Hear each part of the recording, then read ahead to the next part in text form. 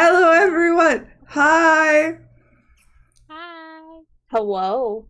It's Nerds. been so long. I've missed you all. Okay. It's crazy She that never this texts, never campaign calls. finished. No, pet empty. Just like mom and Pet dad. empty. Ugh. No note. Love. Hello, everyone. Welcome. This is another one of our Q&As. As always, we are sourcing most of our questions from the Discord, which you should join. And if you definitely want one of your questions answered, you should put it in the Discord in the after show Q&A questions section. Otherwise, if we run out, we will be taking questions from the chat. If I see a really good question in the chat, I'll just... there are no rules. I'll just say it. You can't stop me. So, I feel like whenever we do these, I never introduce you because I'm like, you know why you're here. Follow them. I'll listen. Here's the Discord. Nope, that's not how you spell that word. Nope, that's not how you spell. Nope, that's not how you spell that. Discord. And then is that the right I'm howling at the one? moon. Yeah, and then also follow these people. Let's start. All right. First, Thanks. we have some questions from Justin, which were never answered in another Q&A. But they're all... So I'll get to them in a sec. I'm going to do some of the more, like, current questions now. So first, Yeah, from Bren. pick me last. I'm not important. Shout out to Bren first for question- watching the two seasons of a campaign worth in, like, maybe a month. Shout out Real. to them. My God. Legend. The first Huge shout question out to that we them. have, Ooh. if we're going from like oldest to newest, is actually from Adam DeBomb on 1220. To give you an idea. Oh. Jason, Justin's question. Alright, who is Jason? Oh yeah. Oh, the style of Have I picked out who I want to be in my casting call for Chains of Asmodeus? Yes. And the casting call's out now on my socials. And the cast is, if I forget, this is going to be so embarrassing. Okay. Diana of the Rose. Hannah of Hannah Plays D&D. Apollo of Tall Nerd Apollo. Sue of Dragon Mistress. And Haley of Haley Rosie. I remembered them all. Let's go. Yeah. My babies, Good my job. babies. I like that you say of, like they're of a company, but literally Yep. every single one of them was their own brand name. Yeah. Yeah, exactly. Incredible. Yeah, they're amazing. I love them. You should follow me on socials so that you so you know. So yeah, Hannah played Kaya, Apollo played Rowan, and they were incredible. So obviously I was like, come to me. You're this one now. I grabbed their hands and I was like, you're mine now. We're having soft tacos later. All right, moving on. From Bren. What did you do between episodes 11 and 12 to prep for the huge jump from level 10 to level 20 miniguard? Also spoilers for like the last session. Spoilers, we became gods. If you're watching this and like you haven't caught up, I hope you are expecting spoilers at this point. Yeah, because it is the realistically. finale after show. You rewatched season 1? Bren. Bren, you're kind of loco in the cocoa for that, but you know what? We appreciate you. What was the question? What did you do to prep between the two sessions for the huge jump from level 10 to level 20? Any techniques used? Anything you had to do or think Fucking about? around and finding out. I have to pull up my character sheet. Hold on. I definitely had to decide if I was, because obviously that is also a question. There's another question from Bren is, what was the deciding factor behind the character you decided to play in combat for the final episode? So feel free to join those questions together. Yeah, for me it was definitely, I think for Kiki and I, it was probably that thing of like, we definitely spent a lot of the week trying to figure out like mechanically which character would be better to play versus also like socially which character we wanted to play. You know, it's versus like it's like, oh, which one would be really good to play, because for me obviously it's a level 20 paladin, or a level 20 cleric, and it's like which one of those would be better and more fun to play. So there's definitely a lot of that, and then also going, yeah, but which character do I want as well? So there's a lot of just agonizing over that, I think, and then also messaging Kiki going, hey, have you made a decision on which one you're gonna play Yeah, yet? which one are you It's playing? I don't know. because I think we were just like, listen, there's no Ash without Milo, there's no Milo without Ash. We gotta decide, which ones are we playing? We quite literally took our only two characters and paired them each up, and then we were like, if one of us is playing one and the other is playing the other, like we can't mix and match here. I think I remember hearing from you, B, that you were like, I always said I would play Ash if I was back again. Yeah. Well, you always did wanted tell you to play that I Ash again. Wanted to play Ash Yeah. again. Yeah, I was like, I want there to be an opportunity to play Ash again. I didn't want when Ash left with Milo, I didn't want that to be like, and that's the last time you'll play that character. Yeah. I was like, I would like them to return in some capacity. So I was like, that also had a deciding factor for me. It made sense, really. But I do also really love my lovely paladin Bean. I love her so much. My child of Aphrodite. Shout out Annika. So it was actually a difficult decision, but ultimately, yeah, went with Ash. Kind of the same vein it was. And like choosing decisions between level 11 to level 20 and making that jump.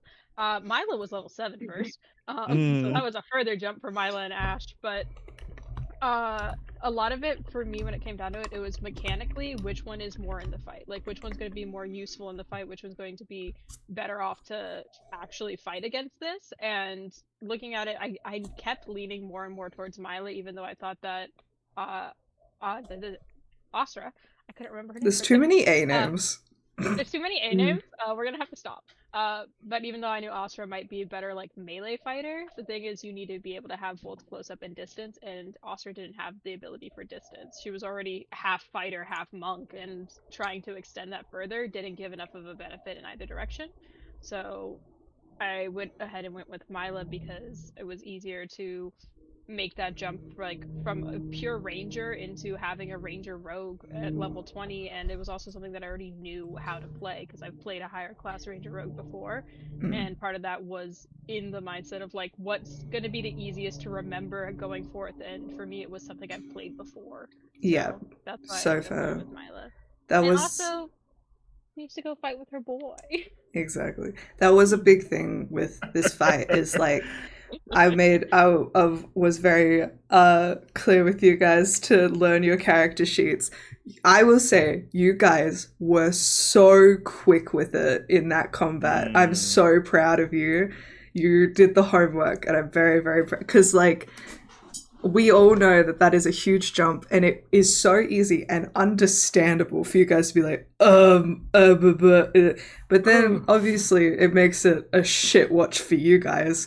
So, the prep work is important, and I'm very grateful that you did that.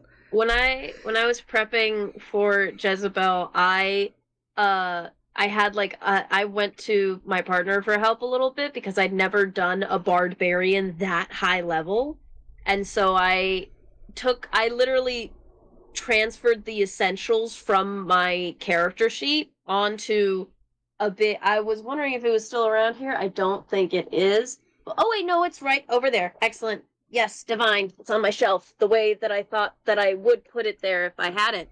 Then I looked over and I guess I actually put it where it belonged. But I wrote down everything on 2 pages of cheat sheets are so good. They're so good. And I had an essential like remember when I've used fanatical focus, wait until halfway through fight for zealous presence unless party split up, save psychic blades until crits.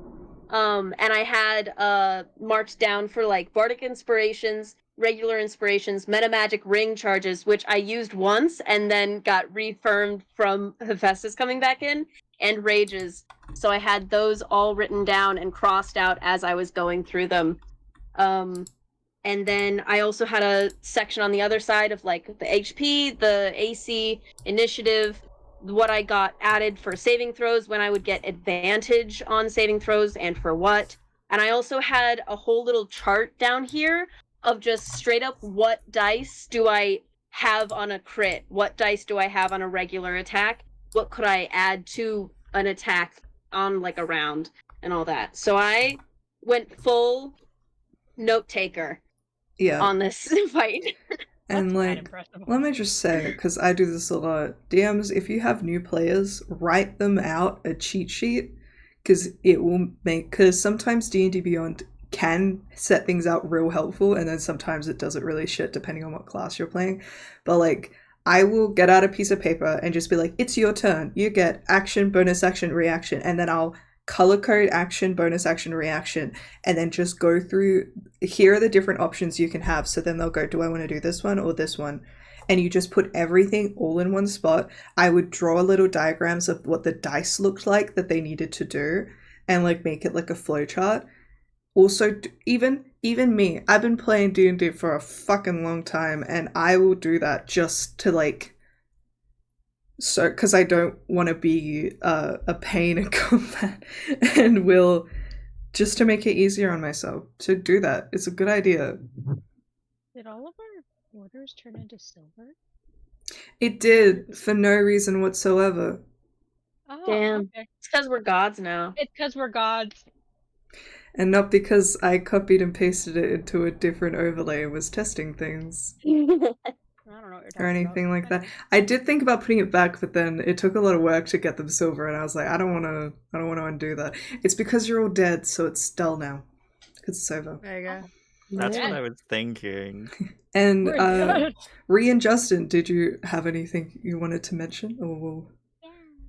I did to be honest with you, I always feel like an asshole playing high level fighters because it can easily turn into, did I hit? Oh, did I hit? Did I hit this time? No, I didn't hit this time. So I think I just rolled all my d20s at once. I And always then- I always recommend it Yeah. unless they have specific reactions or whatever where you do need to like do it one at a time. I'll be like, the AC's this. Tell me how many times you hit.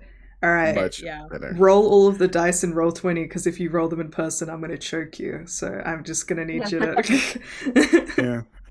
But most of the things I did was RP. I didn't, Yeah. I didn't plan like specific attacks, you know. I just thought, like, what would I do if Mila goes down? Let me write that down. I should probably have a final speech prepared. Or some like shit to say to Zeus, have a or some, eulogy. yeah, you know, like some dying words. That's about it. But I didn't prepare that much for combat. I don't know about Ree. That's still important. I'm artificer, so my whole thing was magic items. So I researched. So I scoped out everyone's character sheets across the week to see if they'd updated and changed anything. You Is guys that all have them in the allowed? same. Yeah, I guess. I mean, that's what I did. Well, that's why I chose the items that I did, which some people Yeah. didn't use, but I'm not upset about it. It happens. You gave me gloves. I did, but someone took an item to attune to and then didn't use it. Looking at you, B. You took the flying boots! Oh, I did. You're so right. And the thing is, every item that I'm attuned to as an artificer gives me an extra +1 on all of my saves. So I was like, oh, if you don't use the item, I'm directly getting hit, but it's fine. But I went through. Listen, I had to. we were in a flying chariot. Yeah, I basically went forward and I just went through like loads of different items, like crossed off, like chose a bunch of stuff there. I also then spent like most of the week coming up with like a legendary action that was like balanced and stuff, basically, with what we were doing. Then just kind of I was prepping like plans because my whole thing is set up. I don't know if you can see very well, but this top bit here is mostly crossed out because someone got caught immediately. So my next few steps were Vortex Warp Theo, incapacitated, next turn, action, set up Forge, cross out, buff Jezebel, next turn, action, set up Forge. So a lot of my prep time got moved away because I was like, I have to just help you guys get out of these sitches that you guys are in you right were now, but rolling- that's fine. You were rolling with the punches so good, babe. I'm so proud of you. Because I was Thanks. watching I the just- light leave your eyes as I Reed, it's so dispelled your great. haste, and I was like, When you dispelled my haste, I was like, You motherfucker. I understand why you did it. I understand why. you guys were doing very well. Bitch. I had to be a little bit of a bitch. I know, I'm Mhm. aware. Like as soon as I was like, I'm gonna cast haste on myself, and I saw you go, and I was like, Oh no. I'm gonna ignore that. Yeah.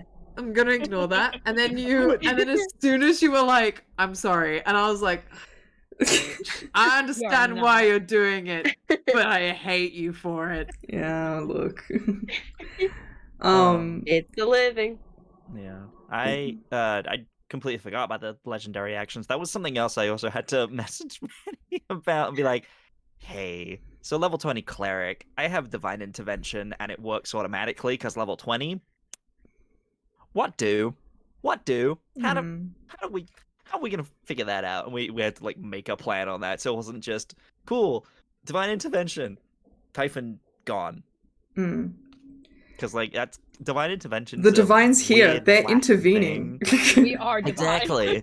Yeah. So it's just like okay. So like so we had a chat about that and Yeah. figured that all out. Because it was two Weird things. situation. It was either summoning Kaya or I sent you the list of the godly actions that I roll for, and I was like, you can pick one of them for your divine 'cause it was like a intervention, and it determining fate happens. thing. Yeah. It Yeah. was like determining what it would be. Yeah. And also, it's quite literally one of the gods intervening. But yeah, very fun. Mhm. We'll move on. For me, what was the most unexpected move a player made in season 2? Because I believe my answer for season 1 was you two leaving. That was big. For season 2,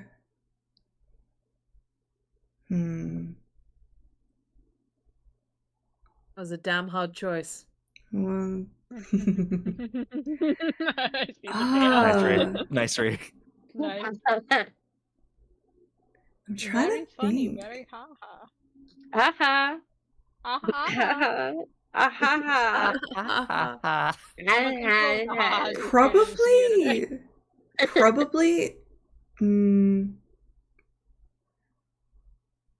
probably Jezebel managing to convince Lyle. Is it Apollo or Very nice. no? Because right. I went into that fight thinking that Lyle was gonna die. That was kind of the setup. Because when I was talking to John about it, I was like, you're going to be coming in as a villain. And he was like, sick. And I was like, you're just going to try and kill these people. And he was like, fuck yeah, I'm going to kill them so good. And we gave him a fuck character sheet. Like, we managed to fit it with his backstory and everything. It was going to be great. By the way, peek behind the curtain.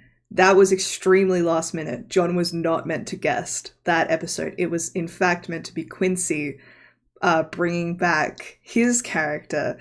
However, scheduling didn't work out, which like we had a whole lead up because I kept saying like Randy was on the list, which was Quincy's character.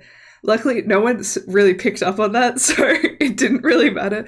But if you were wondering why Randy was on the list, it's because Randy was meant to be. Because very classically, Momus, who is his godly parent, hates the Olympians and would definitely have sided with Typhon.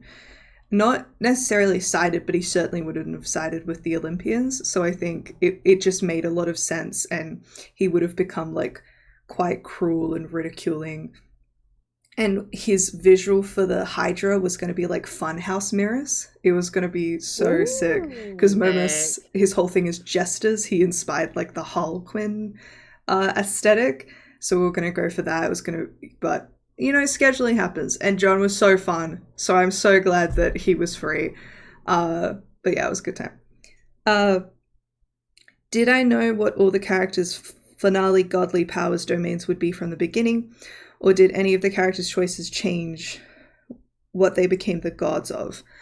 I was definitely inspired by it when we did a Q&A and you guys said that, though I have admitted from session 1, when I was writing this campaign, I knew that they were going to become gods at the end. it would kind of like that was always the plan. Obviously, it might not have ended up that way if the campaign went in another direction, but that was my intended plan from the beginning. So from the get-go, I was like looking at them and coming up with things I think they could be the god of. And then, funnily enough, when you guys said what you think you'd be the god of, I absolutely had thought of the same thing and was just like, good. And some of them I came up with at the last minute. Like some of them I struggled with, and then I was like, of course. Like I think I changed Monique's like 15 times.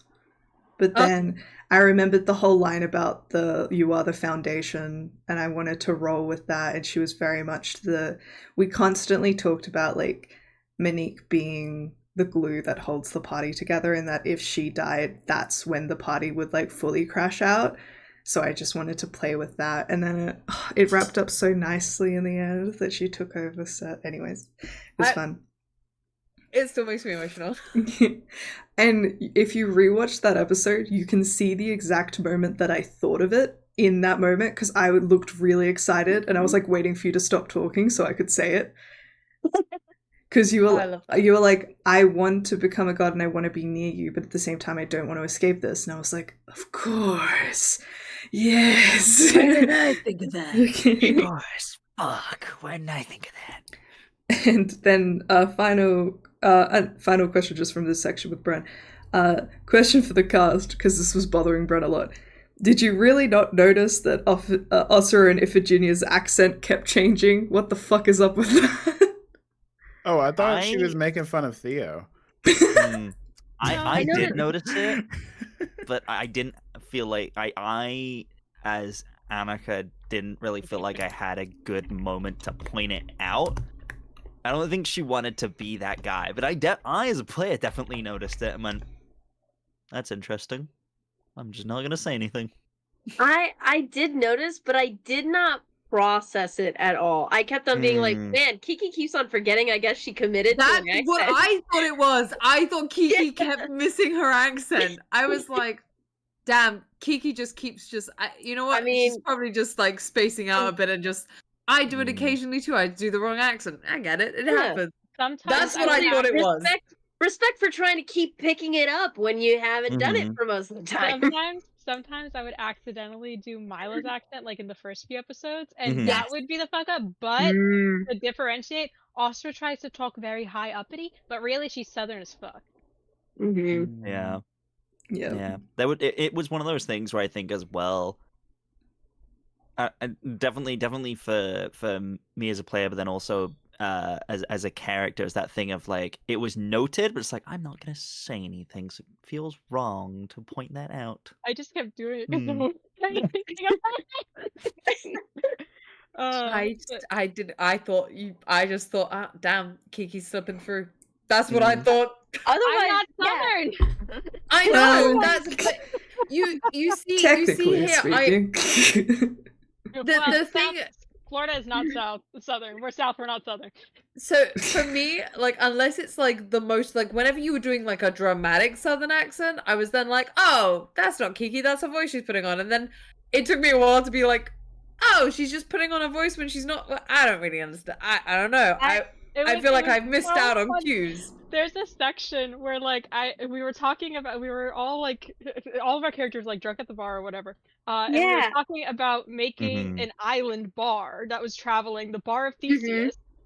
And I specifically went on this entire tirade about how you can go like how you can have like a bar or like people that are selling things on the river and it doesn't matter because like they'll come up to you, the ferries, and they'll sell things and stuff. And I did a whole bit in a Southern accent, and Ree went, "That's the most Southern I have ever heard you sound." And I went, "Yeah, that was all in character, by the way." Yeah, you see what I mean? This was like. I was like, damn. I was like, damn, Kiki, you really slipped out of your character voice there. I was like, that's where I went with that. Honestly, I wish I had clocked that as me, so that I could have had Jezebel be like, so are you just like pretending not to like what's the deal here? What's your deal? Tell me about it. What's your deal? What the fuck is up with She was intentionally trying to hide her southern accent. Mm-hmm. Bro. Anyways, question from Justin. This was before the finale, so I think it'd be interesting. You can put yourself in the shoes of being before this finale. What was the worst possible ending for your character? Death doesn't count. Ooh. Everyone else dead. Very fair. Yeah. Easy. Anyone else? I think, because death is a big part. Fuck. Ooh. I think I do have If one. it's more complicated than simple death, you can. Because I think a worse ending would have been like shit happening in the underworld to a point that like brainwashing with like the River Lethe of like forgetting at least part of your life, and therefore like Jezebel was already at that crossroads earlier of like, well, I really fucking hate the gods and what they've been doing, but like then being like taken into an actual direction of like brainwashed and taken with echidna, similar to the others of like, but like having misguided. her like her mind taken away from her, which is like her most Yeah. very fair. Anyone else? I think mine was just death. Probably. Like, I think that was just like I think I'd gotten past the point where death was like a narrative, like tragedy, and instead if she had died at the end there, it would have just sucked because she was so close to getting everything she wanted. Yeah. And like having that taken away, I'd be like, that would have just been so painful. Like we'd gone past the point where it was like a narrative tragedy. Now it would just be tragic and awful. And yeah, like her never getting to like reunite properly with her father, or just with having her father or Rose, yeah. Just literally. having I actually that's very fair. Like her just having seen her father again, she's just like told Rose that she likes her, and then her dying. That would have fucking sucked. B, you had something. Justin, you go. Say. I'll go. Worst possible ending for Theo. I have a couple. Maybe if Zeus was like, "Oh yeah, you did break your promise." Smite. Yeah, like after everything, still punished you. Yeah. Or if the lost demigods meant what they said and could not be saved. Oh. They're like, no, we're still evil. That would be, and then we would actually have to harm them. That would be the worst part, because Theo wouldn't do it, because it would prove everything that anyone ever said about him, that he's the demigod killer. So that would probably be the worst thing. So all good. Probably shut the fuck up. could probably guess what Ash's bad. is. I've known what Ash's worst ending would have been for a while, because I think we had a conversation about it as a previous question on a previous Q&A of it. It is that if Kaya had died, that would have been because Ash, I as a player, but then also just kind of through the RP and everything, have always kind of believed the kind of thing with them being all about balance and everything like that. The whole thing was that there was two of them for a reason, and they represented the different parts of it. Obviously, Ash being balance and doing stuff with a bunch of all that, and then Kaya being the vengeance side of Nemesis. And I was always of the belief of there's two for a reason. If one of them dies, the other part of it is gonna hit the other one hardcore. And so I was always of the belief of if Kaya dies, Ash gives up. Ash has always been the one that's like, no, we can do it. Like we can fix things. We can make things right. It's gonna be okay. Even straight to Nemesis's face, who was like, fate's how it is, and you can't change it. They still were like, but you can. Like it's not set in stone. It never is. And for just because they had to believe otherwise, because to not believe that would have absolutely destroyed them, and then they would have gone, but what's the fucking point? What's the fucking point? If it has to be this way, that's because it's the will of the gods, and that's messed up. People don't have free will. We gotta fix that shit. So yeah, they would have gone full villain, and it would have turned out terribly because they can alter fate. So that would have been the worst I think ending. we did 100%. talk about who would be the most terrifying I villain, know, yeah. and it was always a tie between Ash and Jezebel. Because I think yeah. they would have been very terrifying in very different ways, but also very Mm-hmm. interesting ways. But yeah, that was always one of the things Nemesis was trying to tell you. From her perspective, it was Ash joining the dark side, and she's like, if both of you are on the dark side, balance is gone, which is why she was so angry. And also the fact that Kaya had like kidnapped and tortured her baby brother, and you were joining her side. But like that was just like a smaller other factor. Tails. Another one of Justin's questions. So each of you had a magic item at the beginning of the campaign, which was the non-combat little item if you ever took it. What was it, and has your character used it much? Y'all got magic items? It was a whole thing that you Yeah. guys got a non-combat common magic item. I think I feel like I Justin's was the the only only one one that who was. ever used it. Yeah. I used it aggressively. Oh yeah. But it was so fitting. And I think Justin was the only one who started out with a magic weapon because you had Yeah. because it made Yes. sense because you Yeah. completed the Mhm. task and your father gave you your sword. And I Ash like have? I told all of forget. you at the beginning, and I was like, by the way, this is a thing. It'll even out, I swear. Yeah.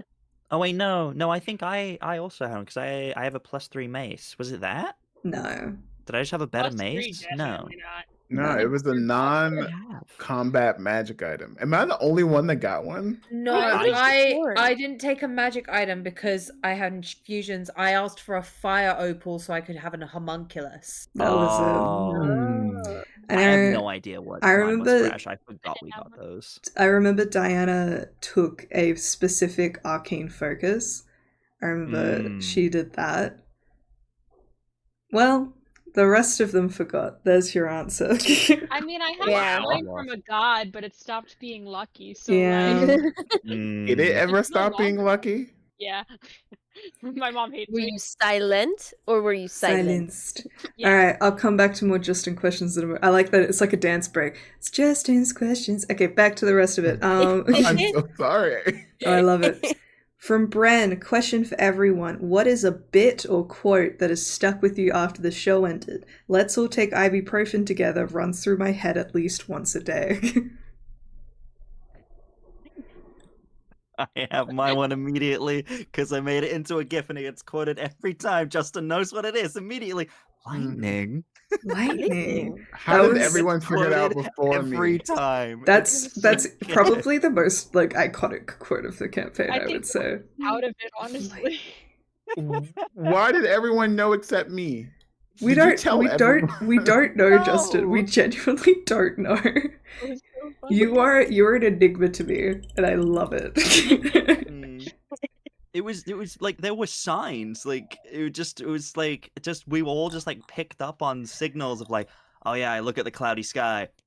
There's gotta be a reason for that. There's and only one I was reason just that could watching be. B go, Yeah. and then it just harsh cuts to to Jessica going, lightning. lightning. Oh my god. Once it was like a teenager emerges from the woods here, and I'm like, oh, so this is This is Rowan. this is Yeah. Chekhov's gun that was not fired earlier. Yeah. Anyone Yeah. gonna fire this gun? He Yeah. wasn't the first Literally? yes. He We would- wasn't. We would sit in voice call afterwards. I think Justin had to leave often, but like we would sit in voice call afterwards. I think like the 2 sessions before that, me, Faye, and B were sitting here. We're like, so Paul's playing Rowan, right? Paul's playing Oh, Rowan, yeah, Paul's 100%. playing Rowan. Yeah. And then It's I- gotta And be. then And then I would barefaced lie to you, and I'd say, no, Yeah, that would be I know. cool. He's not, though. We're doing something Yeah, different yeah. with Or it. you'd be like, I don't know, I'm not a scientist. I don't know. Wow. No, it would be the wow. Wouldn't that be crazy? That would be crazy. Anyway. That That would would be be crazy. Here's the thing Yeah. though. I didn't know Apollo. So when his name like came up in the chat, I'm like, oh, he's playing a god. What tipped me off is Oh. that he had stats. And I was like, Yeah. if he has stats, I don't think Medi would put like a god in with stats. That means he's at least some sort of killable, you know what I mean? I was like, oh, maybe he's Apollo's kid or something. I don't know this guy. But what a That's great fine. reveal. Yeah, It was so it was good. fun. Uh, Yeah, it was me just messaging both of them, being like, I have two options. I have points in the campaign where I know that it would be appropriate for a guest to come in. And then I was like, if you want, we can come up with a character, you complete completely your thing, or if you want to show the drama to play from someone's backstory, because you always have to ask, because players, DMs, it can sound really cool, but you are taking away a significant amount of the character creation process from them, and you do have to recognize that some people would be like, I don't want to do that. Both of them are like, yes, because they loved the drama of it all. So yeah, just make sure you remember that, because it is a thing that they are sacrificing in order to do this for the bit. one of my favorite well, actually, it's just the one that I remember most often. I think because last time this was asked, Maddie said that this was her favorite. We're probably was the just same when- thing. We're probably when thinking I- the same thing. When Jezebel was like, "Oh, that smells like the inside But of a a dead dog." How do you know what a dead dog How do you know smells what a like? dead dog? Questions. Whoa, questions. Questions. Questions. I That's- think about that Whoa. so often. That's the one I quote the most. My second one that I quote the most is Guten Morgen, which was the start of the campaign. I should have slipped in more German words. That's my only regret. I have like a visual like quote in my mind. Like the thing is, it wasn't spoken. It's just every time the cameras would fuck up and you'd be in the DM scene and we'd just be like, ah. Like at one point we did it and it was so funny. Every time it froze up, I always knew. I was like, I'm the DM. Look at me. I'm the Look DM at me, now. I'm the DM now. I'm the DM. That was my energy for it. I think actually my new favorite is at the very end of the campaign now, when Jezebel went over to Shannon and is like, I'm a god now. Isn't that interesting? Don't you want to date me? Don't you want to figure out how that happened? Don't you want to date me? Also, I think what ended up becoming a kind of iconic thing, because it pissed B off so much, was just every time I would say, I don't know, I'm not a scientist. No, Yeah. where Yeah. I would not know. It literally got to the point where I'd ask you something and go like, "Oh, let me guess. I don't know. I'm not a scientist." Just every time Yeah. I go between, we knew that was. I don't know, I just work here. Wouldn't you like to know, Yeah. Weather Boy? And I don't know, I'm not a scientist. Iconic. I think my favorite off-stream bit. Well, it's technically on-stream, but a favorite thing that is specifically Kiki and I would always point out is this. What are you pointing at? Where am I pointing? Where is he Hold on. pointing? I The forgot. other way, Kiki. It's What? My still, camera it's slipped, still, it fucked it's with me. still not straight. Oh my god. It's still. Where Oh, am I wait. pointing? Maybe No. I'm thinking about fixing it, but then I'm My also feel like I camera should never frame fix is it. ever so slightly lower than everyone else. Oh yeah. That's something that me and B have The stared one at time- this entire The time. one time Kiki had to run the stream, I can't remember why, but Kiki, you ran the stream once, Mhm. and Yeah. that one time, I it was- fixed it. Yeah. You Also, just fixed. Ah! We Justin's did it, frame- chat. We did it, Justin's chat. frame It's is been now off of his fixed. camera, and I don't know how that happened. It was not before. Wait, what did I do? Wait, what? Your frame is just. Oh off your yeah, camera, when but did it's not your that fault. happen? That's weird. That had to have been recent because that was not in the final. My frame is off my camera. No, It's like a it's- technical. It's me. It's a me thing. Oh, I We did fixed it. Natalie. We did it, chat. We fixed it. We Are fixed we winning, the gamers? I think chat. Let's take ibuprofen together. Let's take do it. ibuprofen Yeah. together. Alrighty. Oh, go ahead. I think my favorite bit wasn't even like IC, it was like entirely OC, but it was the Your Honor. I just thought that just continuous, like Your Honor. All from Your Honor? that one like cold open we did basically. Your Honor, where's my hug? Guys, just consistently. Honor, Your Honor, get am I that. just a player to you? It always tickled me. I was like, this is a good continuous. I like it. I love it. It's a good bit. Yep. Also, the you're muted bit. Oh, Justin, you're muted. It's just everyone Yeah. would have a moment when they were muted. Some more than others. But Here's the still thing. you're But, muted. okay, but it Justin, was you're better muted. when It was- better when it was Justin does it, because Justin. every single time it's the.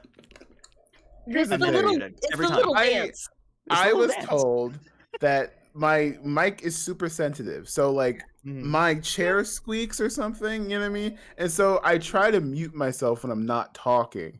Or sometimes I'm talking to myself. I'm like, ooh, yeah, you know what I mean? Like, and Yeah. You don't so I hear try to anything. mute myself when I'm like not actively talking, but then I forget. So Balance. Even Oh, more hilarious Love that it. I was in a call with you recently when we were doing a script read practice, and you kept forgetting to mute yourself, and I was like, Justin, you aren't muted. Oh my god. listen, I wasn't running that one, okay? Cut me some slack. Brent said I had to shed a tear when Justin had to unmute himself for the last time. The end of an Yeah. era. I love Oh. that. We love you, Justin. Mm-hmm. That's what they all say. I do. We gotta It's play true. more They Mario. all We say all it. love you. It's Yeah. so true. We all love you. That's why I was we all. like, I'm just kind of Don't raise an realizing eyebrow. that they're all kind of. I am playing I'm just Mario. fixing. Gary. Anyways. Is Maddie just now noticing when things are out of alignment? Yeah, I think I think things just slowly got moved over time.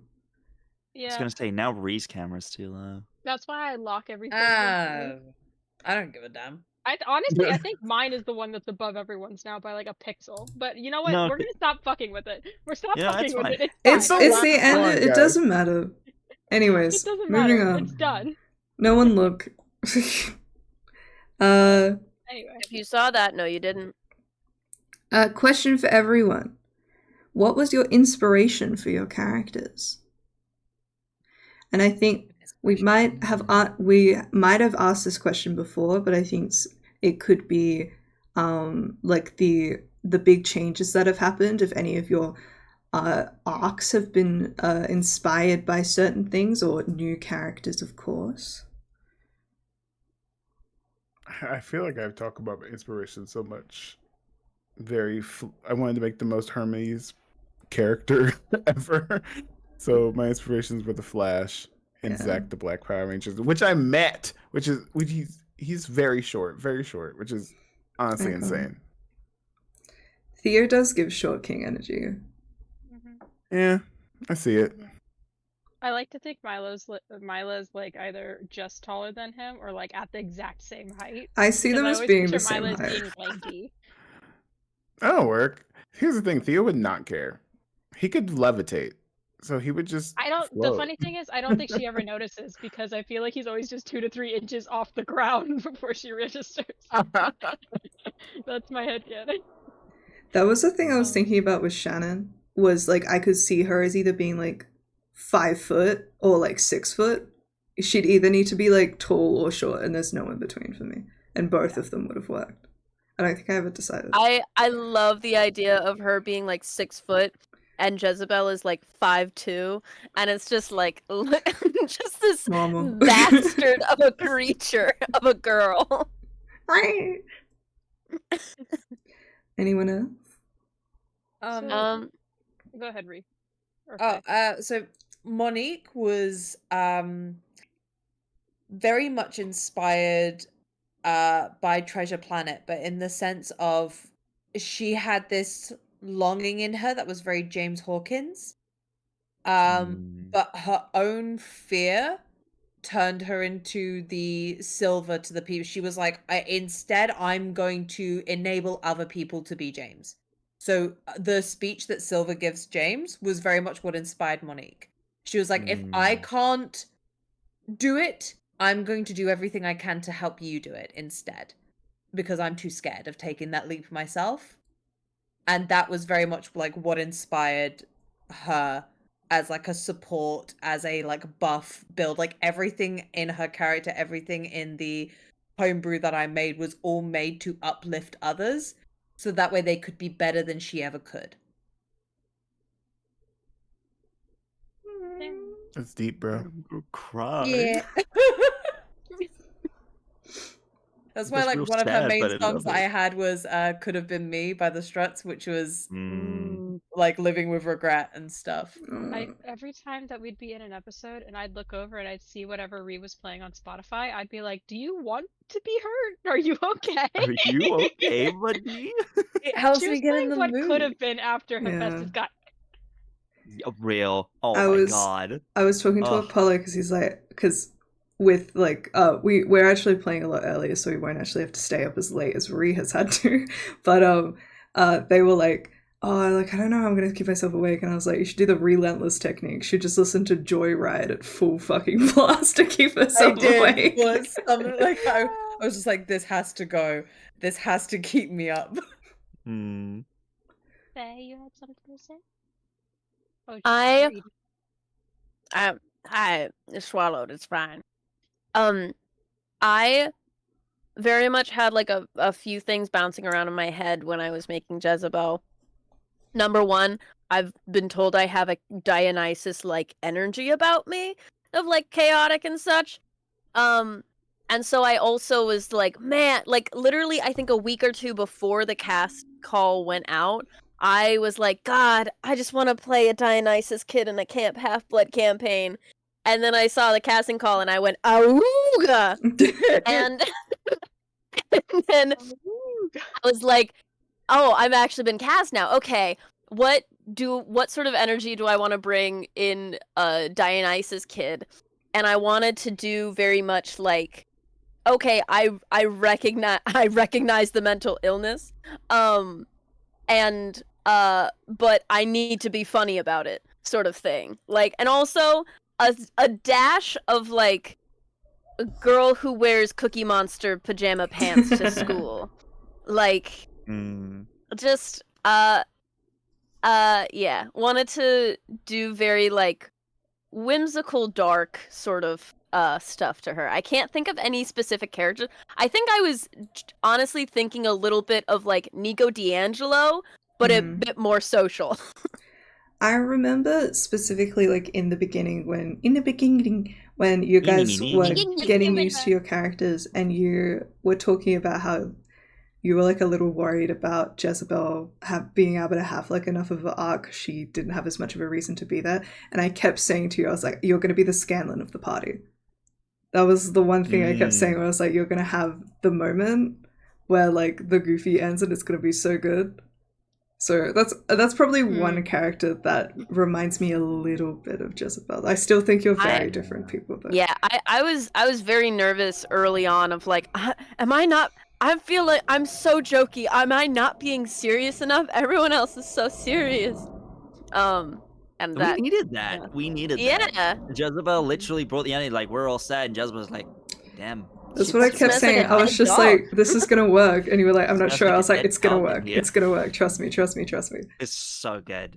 Iconic. Truly, we would have been too depressed without Jezebel. Truly, really balanced things out. It was great. For Real. Mila Shout out Jezebel. Mila had a few inspirations, but mainly I remember we were all talking about character ideas in like our pre-session 0, and me and B had the same fucking idea with 2 different gods. We're like, I want to have someone who's like the child of something that's very fortunate or like, you know, is inclined to having good luck, and then just like tilt the scale all the way in the bad direction, like make it completely worse. And so they were like, okay, well now they have to be best friends, obviously. So that's where Bad Luck Buds came from. But also like, if anybody's seen Lilo and Stitch, that one guy with the ice cream cone, and it just keeps getting knocked over. Cabbage Man. Cabbage Man. Oh, My cabbages! Is so upset about it. This guy's just like, damn, my ice cream. Yeah. Also, Oh my God. Galir from love Dimension 20 low-key inspired Milo a little bit. Just because Oh, this incredible. might as well happen. minus kind the of comb over, Mila. Minus the comb over, yeah. B, what inspired Annika? Because I'm curious. Inspired Annika? Fuck. Ooh. For Annika, I think the inspiration was more just like I wanted to play like it was less of I had a specific like, ooh, this is what I'm taking from like idea, but it was more just I like had the idea and I went, this would be a fun dynamic. I wanted to play like, because there are so many like in previous campaigns and stuff that I've seen people play like demigods and stuff like that, they've gone, ooh, I want to take the side of the god that everyone ignores because everyone's like, oh, this god, the god of this, that's their main thing. But a lot of people have gone, ooh, but like they're also the god of this, and we don't talk about that. So I want to make that their dynamic. and I wanted to do that with Annika, where it's like, oh yeah, they're built like a child of or built like a child of Aries, Aphrodite kid. And I'd be like, what? How does that dynamic work? It's like, it absolutely does. Love and war, one and the same. And I was like, yep. I wanted to play that dynamic so bad. So that's what inspired Annika 100%. And I also think the one thing that I loved that Ossa and Annika brought to the table that I really wanted to see was two people who are like unquestionably on the side of the gods. Because I think you guys had only been surrounded by people who hated the gods, and I was like, I want to bring in the other perspective to like kind of split that off more. Yeah. Because that was something Manny and I talked about for bringing Annika as well. I was like, because from the very start, very specifically with like Theo, it was that thing of like, oh, like, you know, Theo's got this like terrible rumor surrounding them that they're a demigod killer, and then none of us really ever like questioned that. We were just like, damn, that's a rumor, and we're just never gonna address it. And I was like, listen, Annika, session 1, so what the fuck's up with you being a demigod killer? Like, that was the vibe I wanted to bring, because no one had brought that up. Because I remember telling all of you, I was like, by the way, all of you think that Theo straight up killed a person. And you guys were like, well... never really came up, so we all kind of like let that kind of They had a go. few fights about it, kind of, and like like I remember that Monique and Theo had a fight about it. Almost. Yes. Yeah, that was great. And Theo was like, "Yeah, I'll kill another one." Yeah, Like, and Monique damn, was like, that's not the only way you can get blood on your hands, basically, because she still felt massive guilt for she had basically accepted the blame that she'd let someone else die. That's my favorite episode, probably. I really enjoyed that episode. Listen, the trailer fight. I love. Like, no, that would have been episode 5. Conflict. Episode 4 and episode 4 and last 5. Episode 4 and 5 are easily my favorites. Season 1. Yeah. Because 3 was Hephaestus getting killed. 4 that was a good episode, though. Yeah. Oh yeah, 3 was so good. 4 was the Theo had good lines in that. That was a good one. Oh yeah, because I think 4, Justin wasn't there for because he had something else to do. Yeah. So then he came back for 5. 4 was Myla talking to Nemesis and Monique talking to Hephaestus, and then episode 5 was when everyone fought and then like was like kind of like ran away, and Monique, I think that was when Monique and Ash had that conversation. It was a great 2 episodes. Fantastic 2 episodes. And it was me sitting back and going and just watching the show. That was the best part as a DM. Yeah. All right, moving on. From Adam DeBomb, will you be doing another campaign together in the future, or is there a possibility for a sequel or parallel series? I guess that's a question for me. Certainly, probably, because we do want to do a session that is a bit of an epilogue or a bit of the in between before the fight. We will absolutely get to that. Because check out our Patreon, because it might go there. Who knows? It might go there. Speaking of the Patreon, I am uploading Faye's campaign notes as we speak. So if you want to see her unhinged notes, they'll be up there. Anyways, maybe. We'll see. There's at least 7 points in the notes where I go, oh, we're fucked. Yeah. Chat, we're so fucked. I will say, in general, if you want to run a campaign and you want to set it in Ayaya, you have my full permission. Use all of my NPCs. Do whatever you want. All I ask, DM me and tell me how it went. I want to know. I want to know the tea. Put it in the Discord. In the Discord, tell me about it. I want to know. We also have a section in the Discord where people upload their their own OCs. That's really fun. You should do that. That's anyways. Cool. I think that's been so cool. From Mets for the party. If you had to use one word to describe your character at the beginning of season 1 and another word to describe them at the end of season 2, what would the words be? E.g., lost, found, alone, accepted. Oh, I remembered I had two things. So while you guys think about it, another bit. Oh wait, what was it? The other bit was the Spice Girls bit. That was an excellent bit. That came from like one of the one shots, and I like that it Oh. continued. Yep. To this day, Ash still has no idea that they broke up in 2001, and they will never know, ever. No. Never. And also, No. while you think of it, speedrun for my Jezebel, I know you're a god now. I need you to erase my memory. I can't know this. It's Please. done. speedrun of Spice some of Girls, my huh? inspirations They for never break up. NPCs. Hugo was inspired by the Animal Crossing character Sherb. Sasha was inspired by the wouldn't it be funny if there was a demigod of the god of sex? Cressida was inspired by I want there to be a mean girl, but I don't want it to look like a typical mean girl because I believe that everyone can be a cunt. Shannon was inspired by I think that all Athena kids would be emotional manipulators, and I just wanted to make the big three frustratingly good at their job, but they suck. They suck so bad.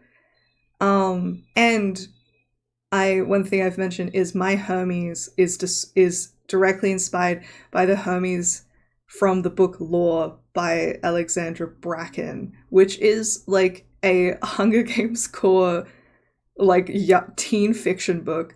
It's trash, but it's beautiful trash. It's great. I would recommend it. It's like very easy to read. But the Hermes in that book was what inspired my Hermes of like him orchestrating behind the scenes the whole way through was very much inspired by that Hermes. But yeah. Anyways, anyone got any answers? Not Lin-Manuel Miranda? Nope. Shock horror.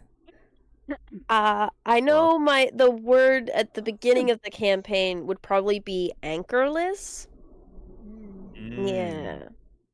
Would it be connected at the end? Maybe connected. I think the word at the end would probably be secure. So like adrift secure? Yeah. Hell yeah. Love it. I think for Mila, her first word would probably be dependent, because dependent on sticking around the two people that actually trust her, and then dependent on the gods giving a shit, and dependent that there has to be a reason in this entire world.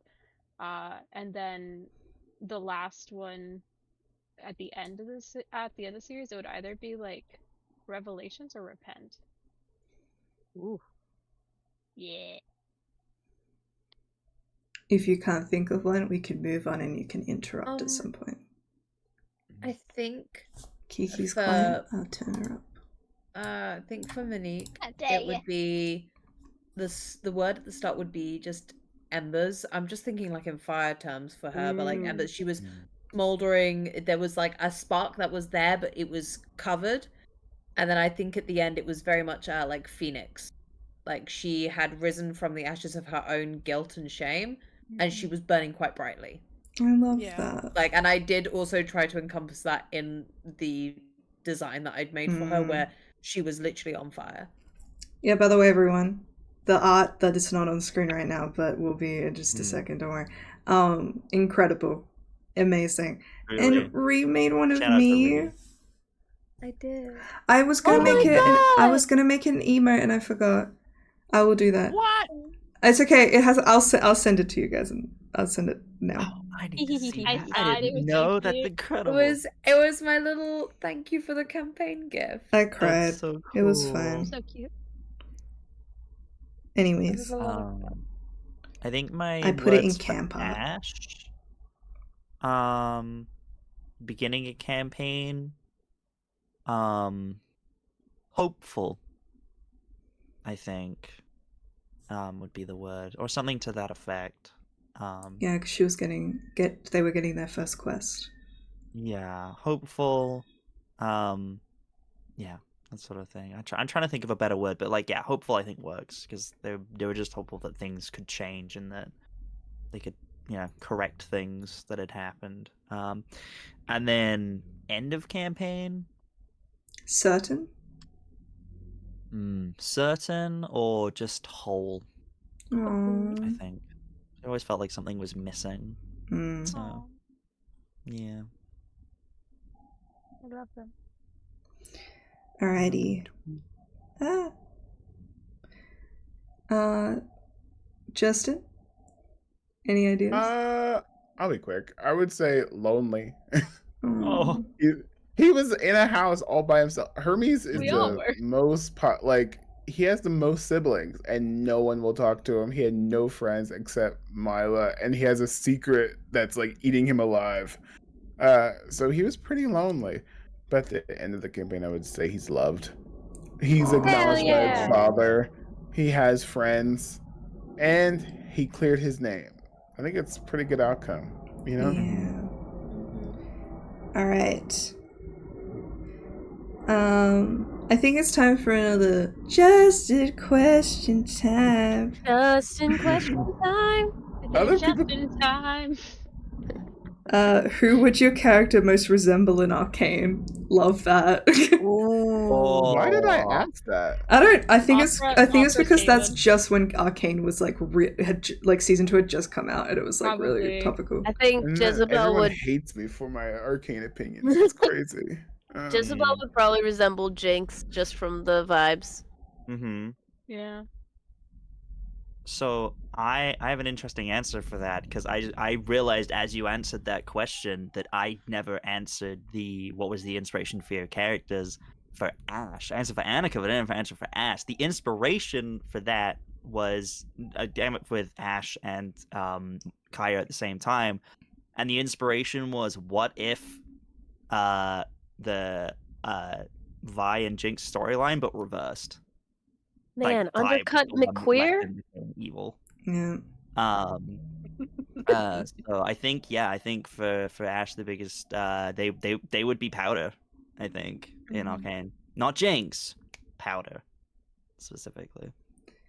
Mila's revenge arc kind of reminded me a little bit of Caitlyn, like towards the start of season 2. So I see Astra more as Caitlyn because she is that determined. Like, I need to do what I have to do, and that kind of slightly I know better than you vibe. I feel this is gonna be a weird take. Hear me out. Hear me out. Mila's a little bit of Victor. No, I see that. Oh Oh, yeah. Yeah. I see that. Not on the smart side, she's not smart at all, but like on the trying to do good, and in doing good, you do your greatest evil. Yeah. So then I would say because I was gonna say that Theo reminded me of Jace a little bit, so I think that kind of ended up being very perfect. Ain't no fucking And then way. they kiss. Zero chance. no. Zero chance. I don't see it at all. History will say they were friends. You're just Where gonna do you- okay, Theo's Yeah, Echo. yeah. We all know Theo's Echo. I was gonna say, I'm like- Are you saying that because they're both black? Like I'm trying. Like my brain is like, Absolutely. I'm not typecasting. But the Echo vibe Damn. is there. Yeah. Next. See what they do to black people on this stream. Paulo, watch out. I would like. I'm in his walls. I would have put Theo more as Vi. Realistically, That's fair, actually. For Really? the guilt. Yeah. Well, for the guilt that Vi feels guilt for actions that were then taken that weren't actually really her fault, that she was forced into, and is then Ooh. punished for that consistently, And And then- isolated. from that, and is desperately trying to claw her way back to She's the only cooking. love She's that she cooking. knows. She's cooking. Real. Like, Mm. I fully, and then Vi in her like her brawler like sort of vibe, very Mhm. Theo when he was at You're his so worst. right, Like, actually, Queen. I You're so fully right, just actually. Theo Yeah. just is so Vi coded, No, absolutely. Especially You're so as- right. especially when Vi was committed to getting rid of Jinx, and then when the moment came, hesitated because the actual action of doing it was too painful. Like Mhm. that fully Mhm. just resonates Theo for me. My Well, brain, you changed my mind, damn it. Ugh. my brain was like every interaction that Echo and Jace have is so Monique and Theo coded because of the sass. Monique. It is. Monique. true. Monique is Vanda. Monique is Vanda. I was about to say Oh. Monique is very Vanda. Don't Ah, kill me like Vander's that. son, Fuck. Jace Moon. No.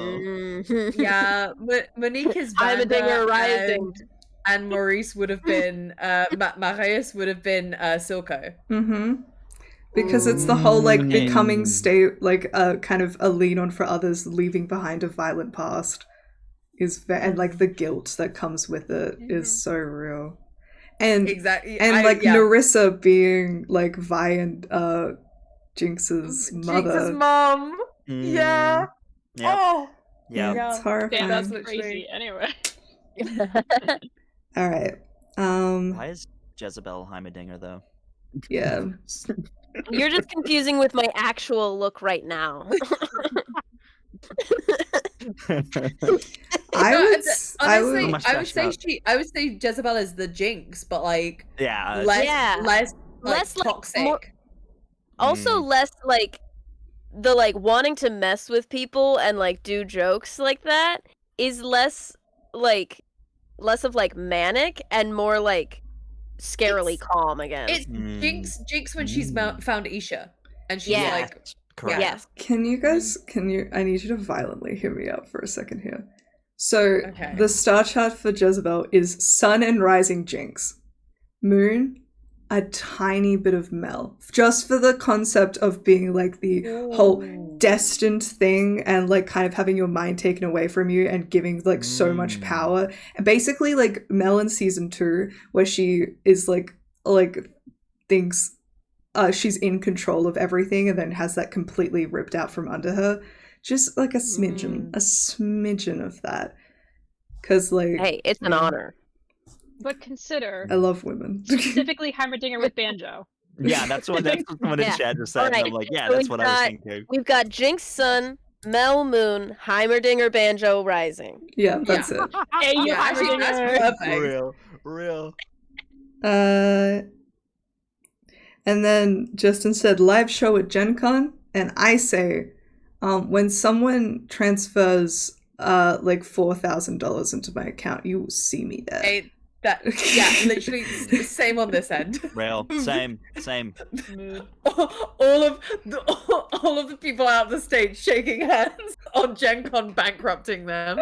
Yeah. Pax you Legit. maybe. Pax you. I was gonna say Pax you? let's say Pax you because I'm Perhaps. planning to Maybe. do that. So If I have enough PTO after PAX Ox, maybe. I have to get there first. Anyways, Anyways, that's the end of Just in Question Time. Thank God. they were just Another one from Metz. If there was one moment from the campaign that you could experience from the perspective of your character, what moment would you choose and why? If you could choose someone else's character, if you have an idea.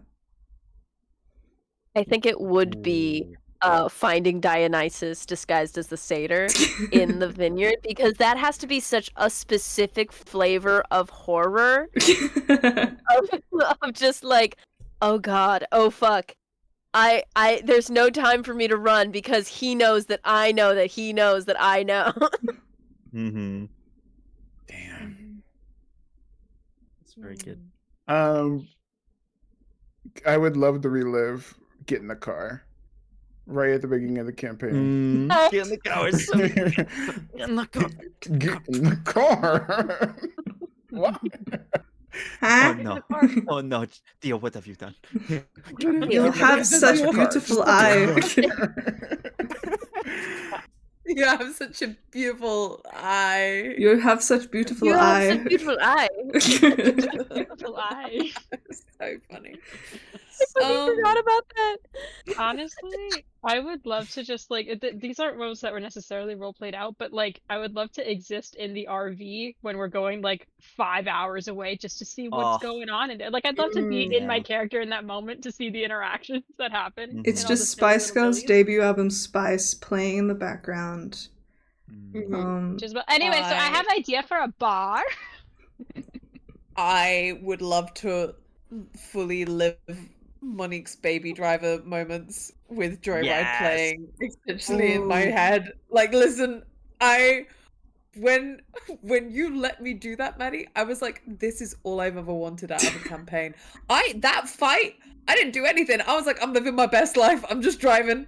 I'm living Just my best living life. that life. I'm just the Uber they called.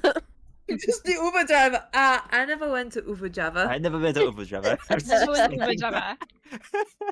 All right. Anyone else?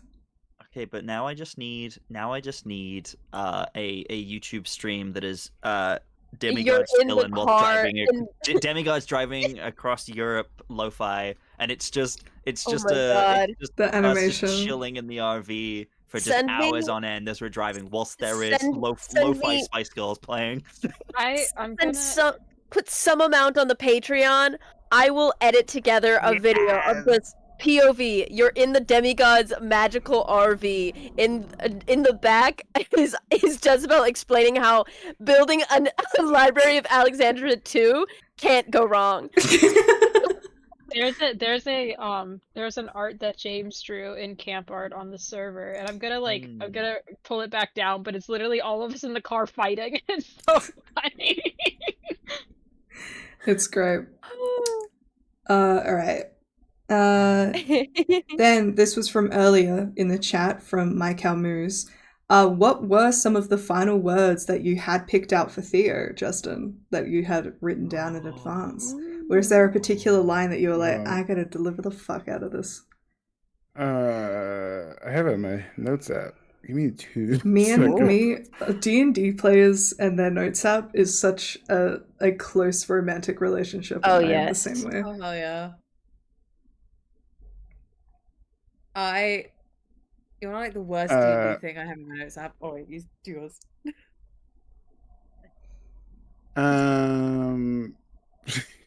Now these sound dumb. Nah, they always in do, don't worry. hindsight. Number 1, hey misfortune. Oh! Oh. That's it. That's it. Oh.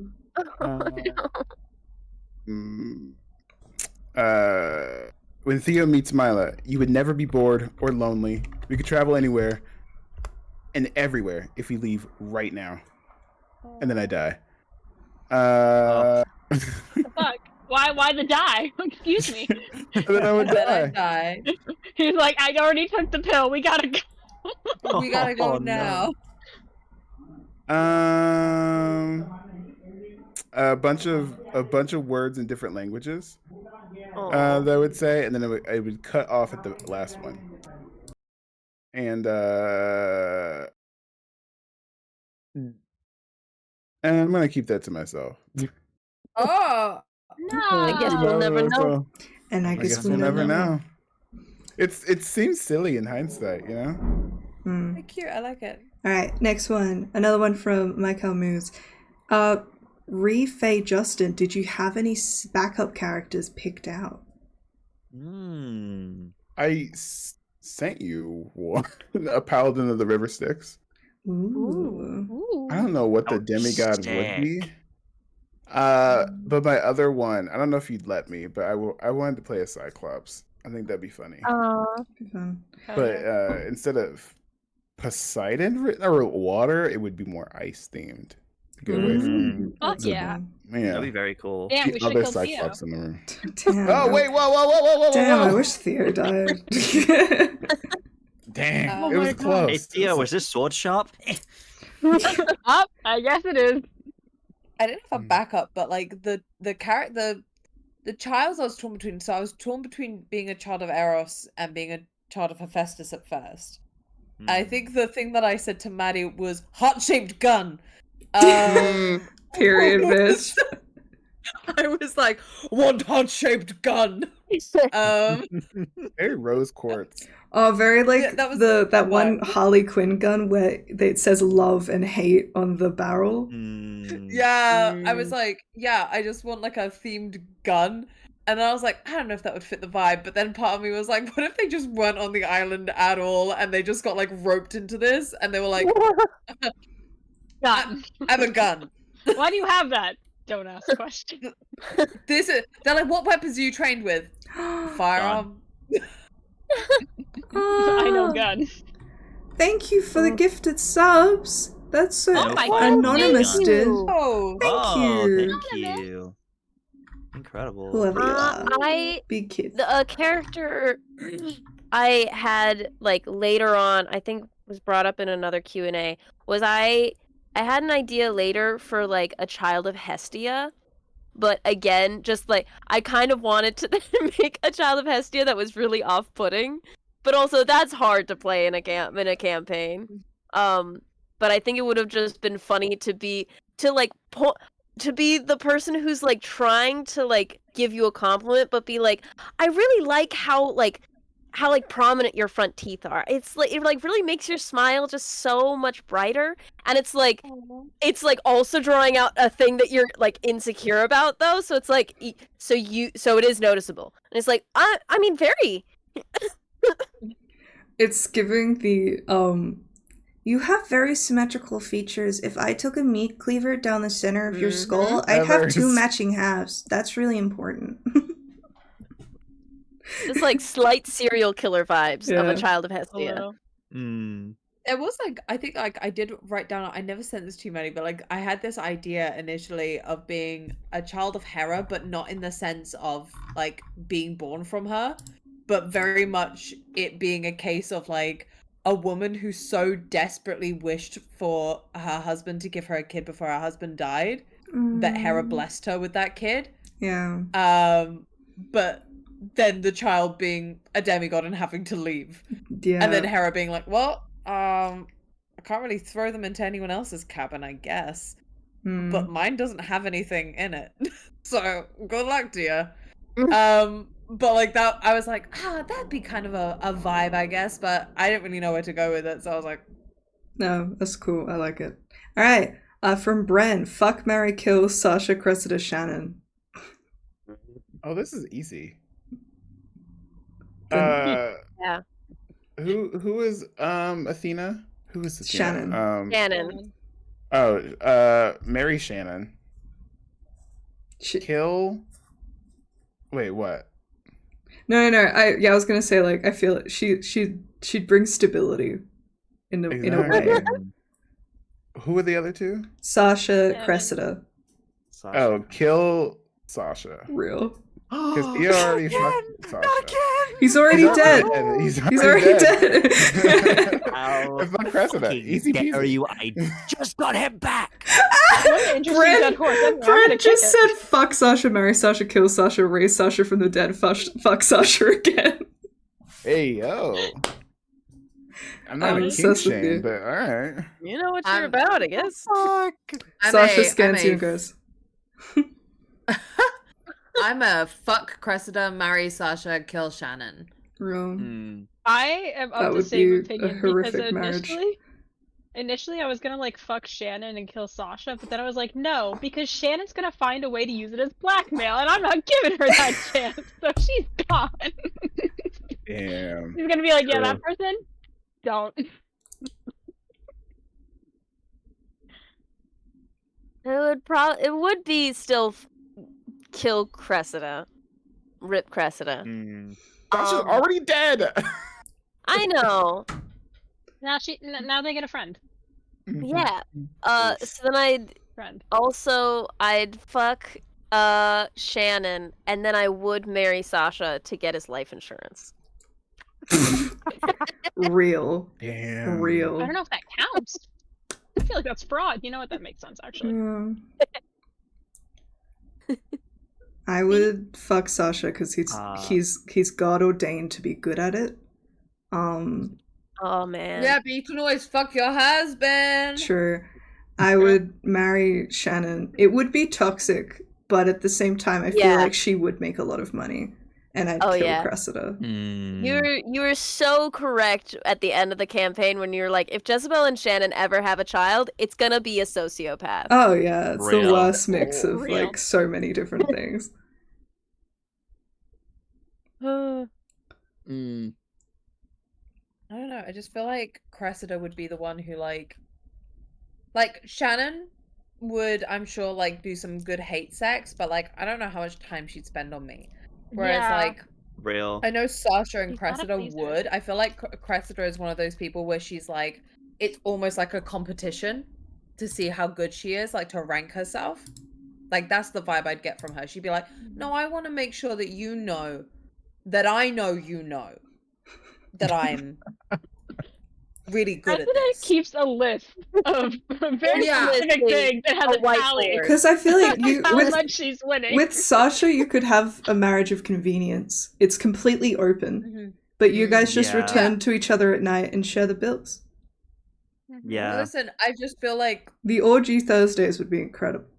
I listen for Really? for Sasha. I'm not even marrying them for the sex, because like for some part of me tells me that they don't enjoy it that much. But also, I feel like they're so good at tea, and I'm like, I'm here for the tea. Like, That's tell me all the valid.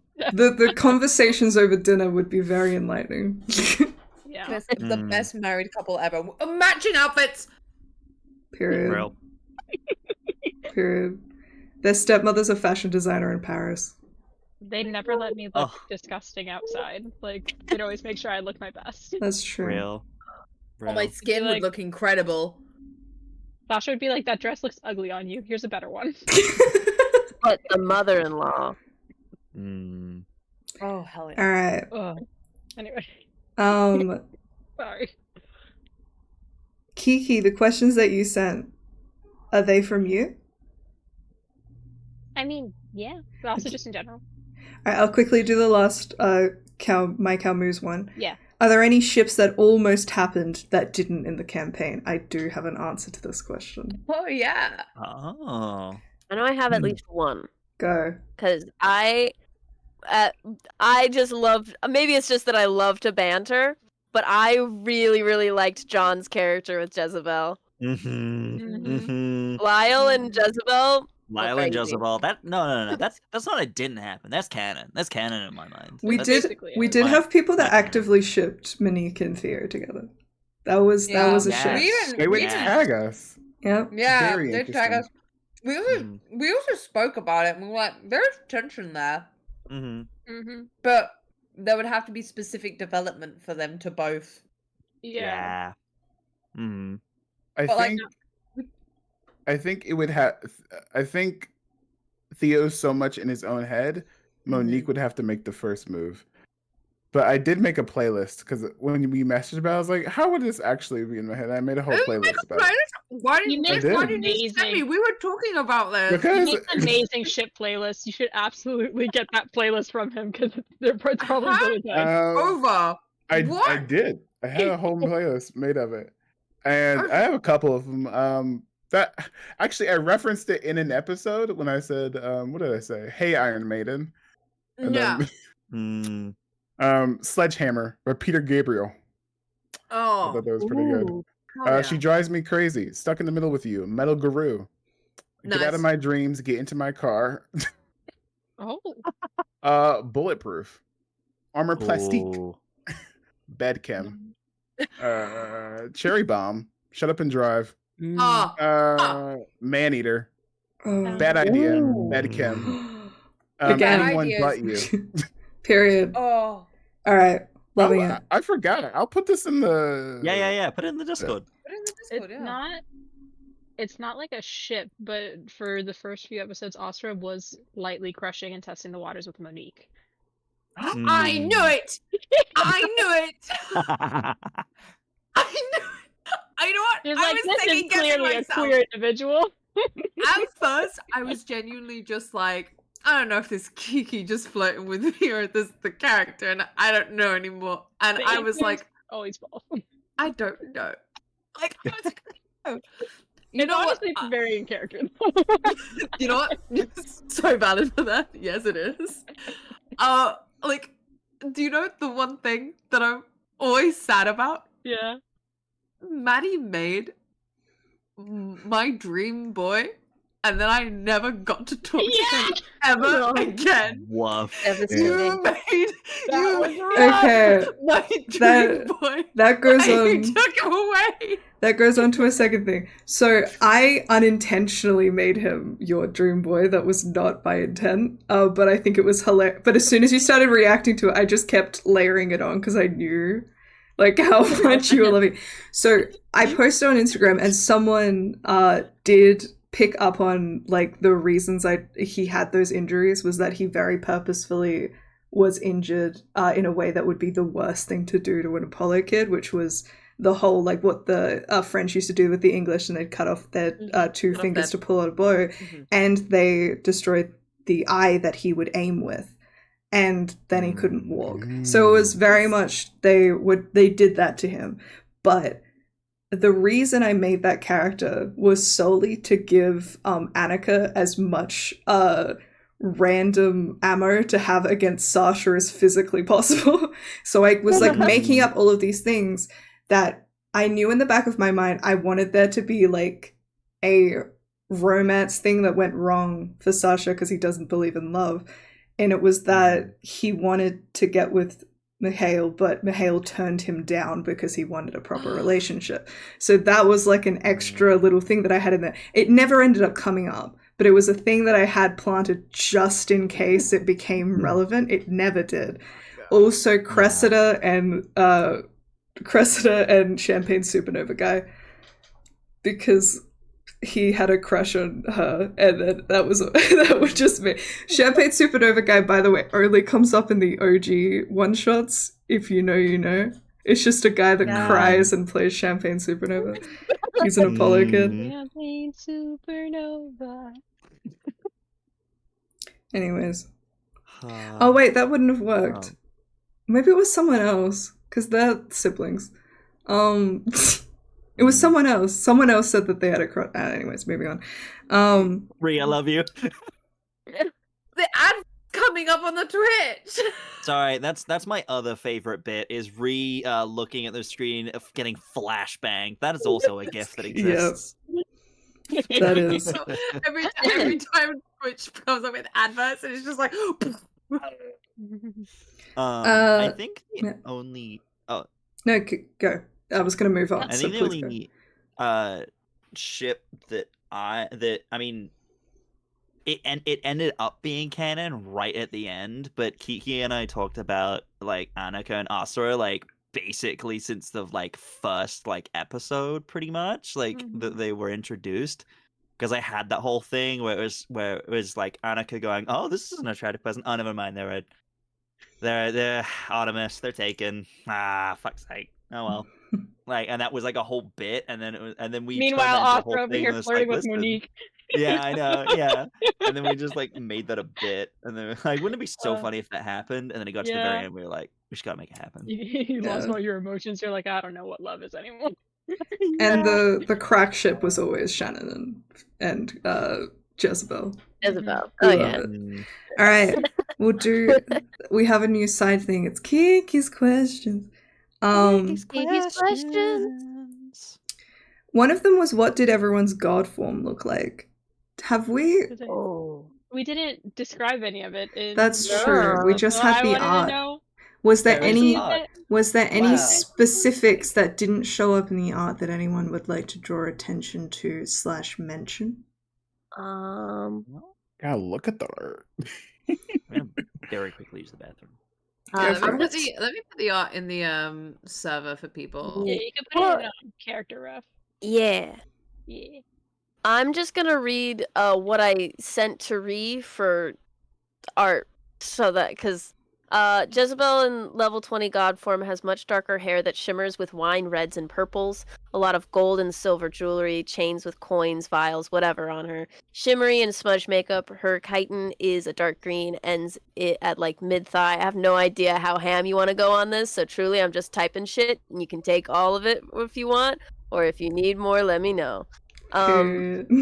Yeah, I feel like the one thing that I've now like started thinking about with her level 20 god form is also that like her skin kind of shimmers too. Like it's almost like she's covered in body glitter all the time, but it's almost like oil on water type rainbow effect where it's also like that.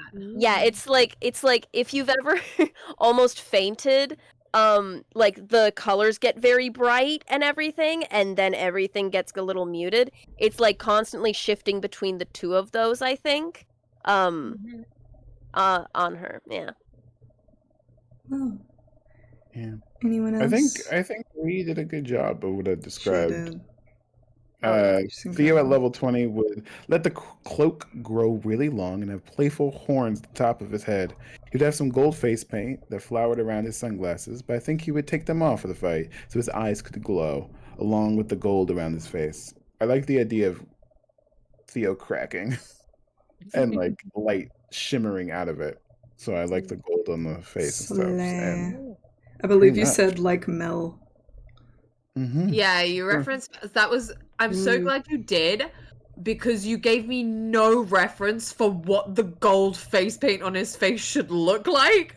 So I was Artist like, choice. I hate having too much choice. It was because I only had like a week and like 2 weeks to do it, basically. But like I had to wait for to like set up my Cintiq and everything, like my new tablet. So I was like, okay. And then of course I work full time, so I was like, all right, I've only got like a couple days to really get this done. So I was like doing as much as I could, and I decided like midway through the week that I wanted to draw everyone in like a Hades sort of style, like from the games and stuff. So I was like, oh, okay, so I'll look at references from that. Completely deleted all of my other sketches that I'd done. So I basically then just had a week with this new style that I'd done, and I was like, right, well, this is what I'm doing now. It's so cool, dude. Kiki is missing. There's like a glowing thing that was meant to be in the artwork that I forgot. Yeah. Honestly though, it's fine because you didn't get to start working on it until like the day before, because I gave you the sketch like so late. But yeah, Mila has a gold omega, and then underneath it a silver like 4-leaf clover floating above her laurel, and then to match, not only are her eyes like gold and silver and consistently crying, but because she can take burdens and give burdens or curses, one of her hands is like this silvery black, and then the other one's gold, like Midas. So it's the give and take. That's so sick. All right. Any other? Yeah, I was gonna say any other details anyone wants to point out. Before I move on. As I say, Monique was wearing like very traditional armor, basically.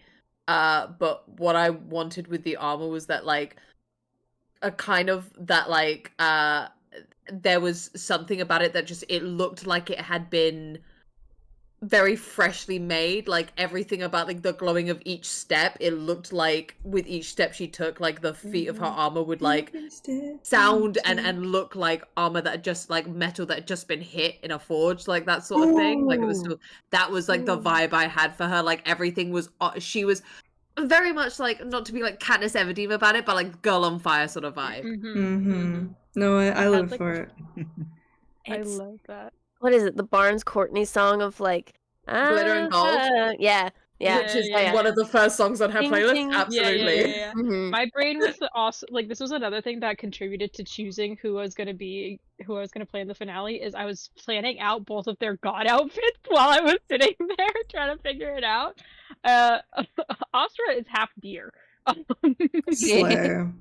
I'm so glad you didn't choose that. Oh my god. Well, so here's the thing. Astra is also indigenous like myself, so when she became a god, she got to indulge more in that culture, and there is a folklore tale from the that's so fucking cool! And it ties into being a hunter of Artemis and stuff, and it's so good because like her chiton and her toga kind of like go from being ancient Greek and then also having like ribbon skirt aspects and stuff to it. It would have been hell. Oh my god, and like, mixing myths and having the regalia. Sorry, that's so fucking sick, dude. I love that. I had to get it out there. Of course. Anything else? Next question. Okay. Anyone who hasn't really talked about it yet, where's your mortal parent? What are they doing? What are they like? Anyone who hasn't actually talked about their mortal parent before? I already did. Brandy, you're a My mom's Carmen Sandiego. I love Brandy Buchanan. That's such a good name. Yeah. It's so good. And just like the the song was about her. Lyrics match up. They do. Jezebel's mom, actually, this was something that I was going to play into more, but I forgot to play into the joke, was that her mom, like, remarried, and, like, she has, like, 2 or 3 step-siblings, and, like, a stepdad who's, like, very normal, and they just live in Germany. And she like writes letters to them and stuff, and is like, yeah, I'll come back sometime, we'll come back, we'll kick it, whatever. but then like just kept on pushing it off because it was very much like, you know, this is very dangerous, and plus like I'm a weirdo and like I'm too weird for you guys. Have you ever seen me without this hat? That's weird. I'm a weirdo. Yeah. So they're just still legend says they're still out there. I had the idea that they also lived on a farm. Hell yeah. I had like I wrote probably more about Monique's mum than I did about Monique initially. Really? I had, like, You'll a always be whole, like, famous. Yeah, her name is Aurélie Lucienne André. And Andre, so actually Monique is also, a side note, Monique is named after my nonna, Monique André, and her middle name is Fleur, named after my nonna, Florio, but Florio is Italian, so I moved it into French, who sadly both passed recently, so I was like, oh, this is like my thing for them. But Aurélie's backstory is very similar to what my nonna went through post-war in France, and such, and going into that and such. So yeah, it was like a cute thing. But she has like Monique had like a stepdad and like I do believe like she had two half siblings as well, and it was like a really lovely family who loved her very. Oh no, we lost Ree. She's been taken to an island. We had a lovely family. She's gone. Ree had a This lovely is family. actually how it happens. how this Everyone's is a family. perfectly happy having a good time on Discord, and then they get snapped up, and suddenly they have to swim. You see, the DM heard that there was a Welcome to nice AI. family, and it's being taken care of. I pressed the trapdoor Good button. happy family? No. Enough of that. Anyways. Oh god, I don't know if Ree can hear us. Yeah. Oh, Does anyone baby. else want to go while we wait for it to go back?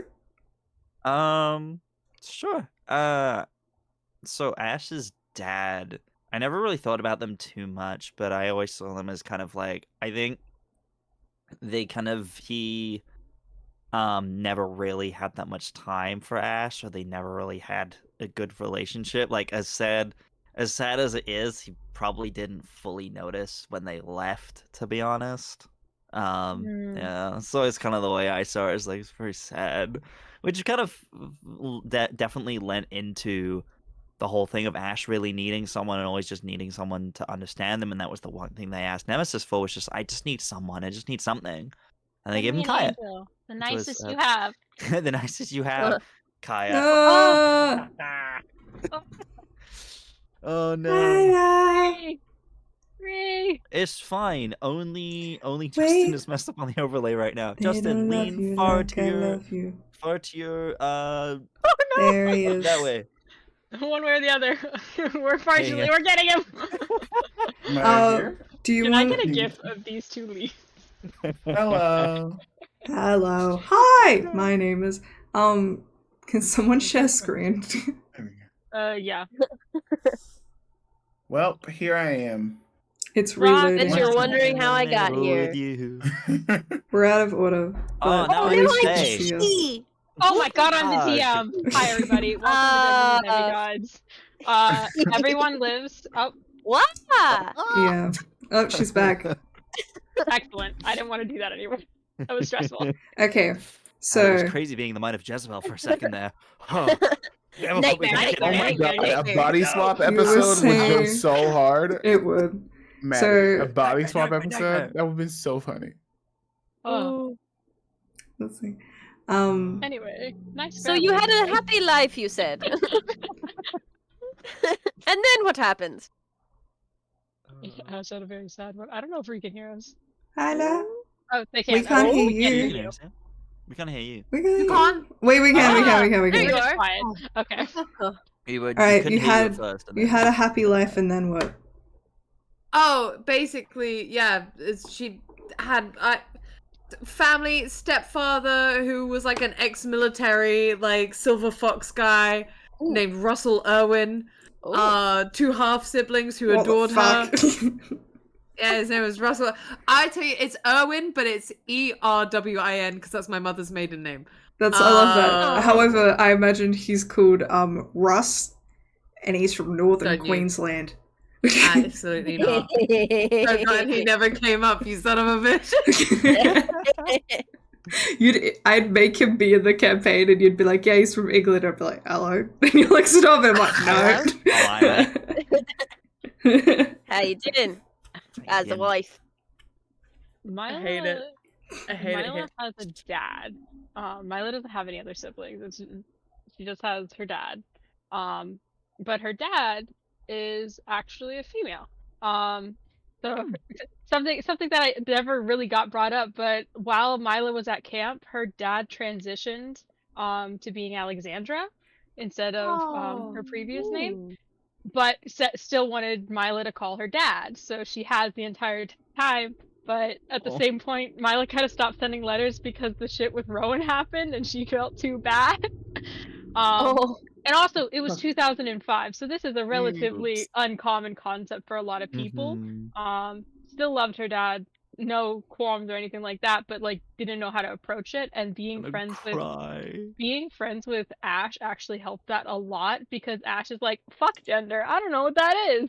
And so that kind of helped Mila a lot with it. But yeah, Mila's dad is a musician in Romania, a traveling band kind of thing, in which she is the guitarist or drummerist, I think. I don't remember which one, but she eventually went from being like her backup instrument to being her own musician herself.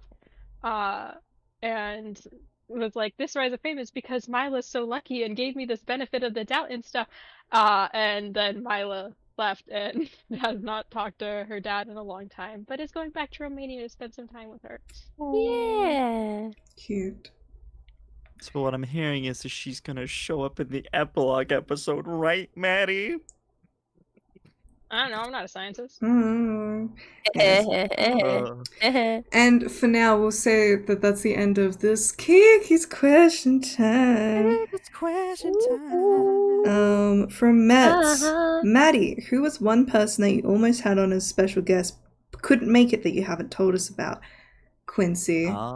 Also, we were maybe gonna have Maddie, aka Goose Girl, but scheduling didn't work out. I love Maddie. She's fantastic. So wonderful. I love Maddie but so much. I'm trying to make her work with chains, so we'll see if we can bring her in. I'm gonna move Kevin and her into, and I'm so excited. Wonderful player. She's great. That's probably it. We were pretty You're the best. Yeah, it's pretty chill. I wanted Hannah to come back more, but she was like moving. She was moving and then had work. Like, she was meant to come back for the second to last episode, but scheduling happened. But it was fun. Yeah. Like, we talked about that in DM so much. It's just like, you need to come back, please. I need that role play. Yeah. Oh well. She's our Tommy Oliver. I think she's the Sixth Ranger. Truly. Yeah. And another one for me. Was there an NPC/god/creature that you almost introduced to the game that was scrapped for one reason or another? Yeah. Depending on where you guys went. So there was always going to be a fetch quest for you guys to be able to get ambrosia. And there were two options for that. I feel like I've talked about this before. You guys got the Ares option because of where you went. But the other one was going to involve Demeter and Boreas. So Boreas is the god of winter, and it was going to be that Demeter would have asked you to look after this small French town. Like, I had the French town that it was going to be, because it was me just looking up the agriculture of France and like what they grow. But it was, I believe it might have ended, it was either wheat or it was going to be a winery. But then I already did the winery on Sicily, so I think I changed it. Anyways, but basically all of their crops were dying, and Demeter wanted you to find out what the cause was, and the cause was that Boreas, in horse form, was going on a spree, and literally all you had to do was just like tell on him, and then Demeter would like fucked up his shit. But yeah, Hell that yeah. was a Whose house was possibility. it? I'd need to look at my notes. I'll let you know. Where he's like, I got robbed. I got robbed. Rob, I got robbed at my little French we town. just went to Paris. To Paris. Like every other tourist. Yes. But I believe I described Paris accurately, which is like you look up, it's beautiful, you look down, it smells like shit. There's rubbish No, everywhere. it's not. You want to lie to me right now? Clean. You want to lie? It's very clean. They are very big on their fines. I've What- never what seen you as were many missing- rats as I did in I Paris. believe I described that, as usual, the binmen were currently on strike, which is I why. mean, yeah, okay, that's fair. If you went during a strike season, that's different. That's They're big on different. their rights. Have seasons on Yeah. that? What you It's did France. miss, however, were the amount of random people who try and put rubber bands on your wrists so they can steal your shit while they're doing it. Jesus. I think I did talk Got a lot about of you guys pickpocket. I did talk about like you guys keeping an eye on your shit because there's pickpockets Yeah. everywhere. Yeah. All right. Okay. Back to Didn't see Kiki's Also, I stole more rats in New question. York than in Paris. Kiki's questions. That's fair enough, actually. Yow. New York was Um, gross. Did Yeah. Sweaty. did your Yeah. character ever falter in their view of the gods? When and why? For what did they ever what? Falter in their view of the gods. I think Monique ever did. Monique's view of the gods remained the same throughout in the sense that they are powerful, they are flawed, but if we are made in God's image and we are also flawed, like in the gods' images, and we are also flawed, then that we are a mirror of them. Like we're not meant to view them as perfect, especially if they're parents. Like I don't think that ever changed in that sense. Except, I'll give her this. It did change on Zeus because she went from disliking to somewhat liking, but that wasn't faltering. Yeah, I think that was one aspect that I kept talking about was that the whole time, every time you ever talked about Zeus, you had never met him or ever seen him do anything. And it was so interesting watching you guys be so ruled by the perception and assumptions that you had about him.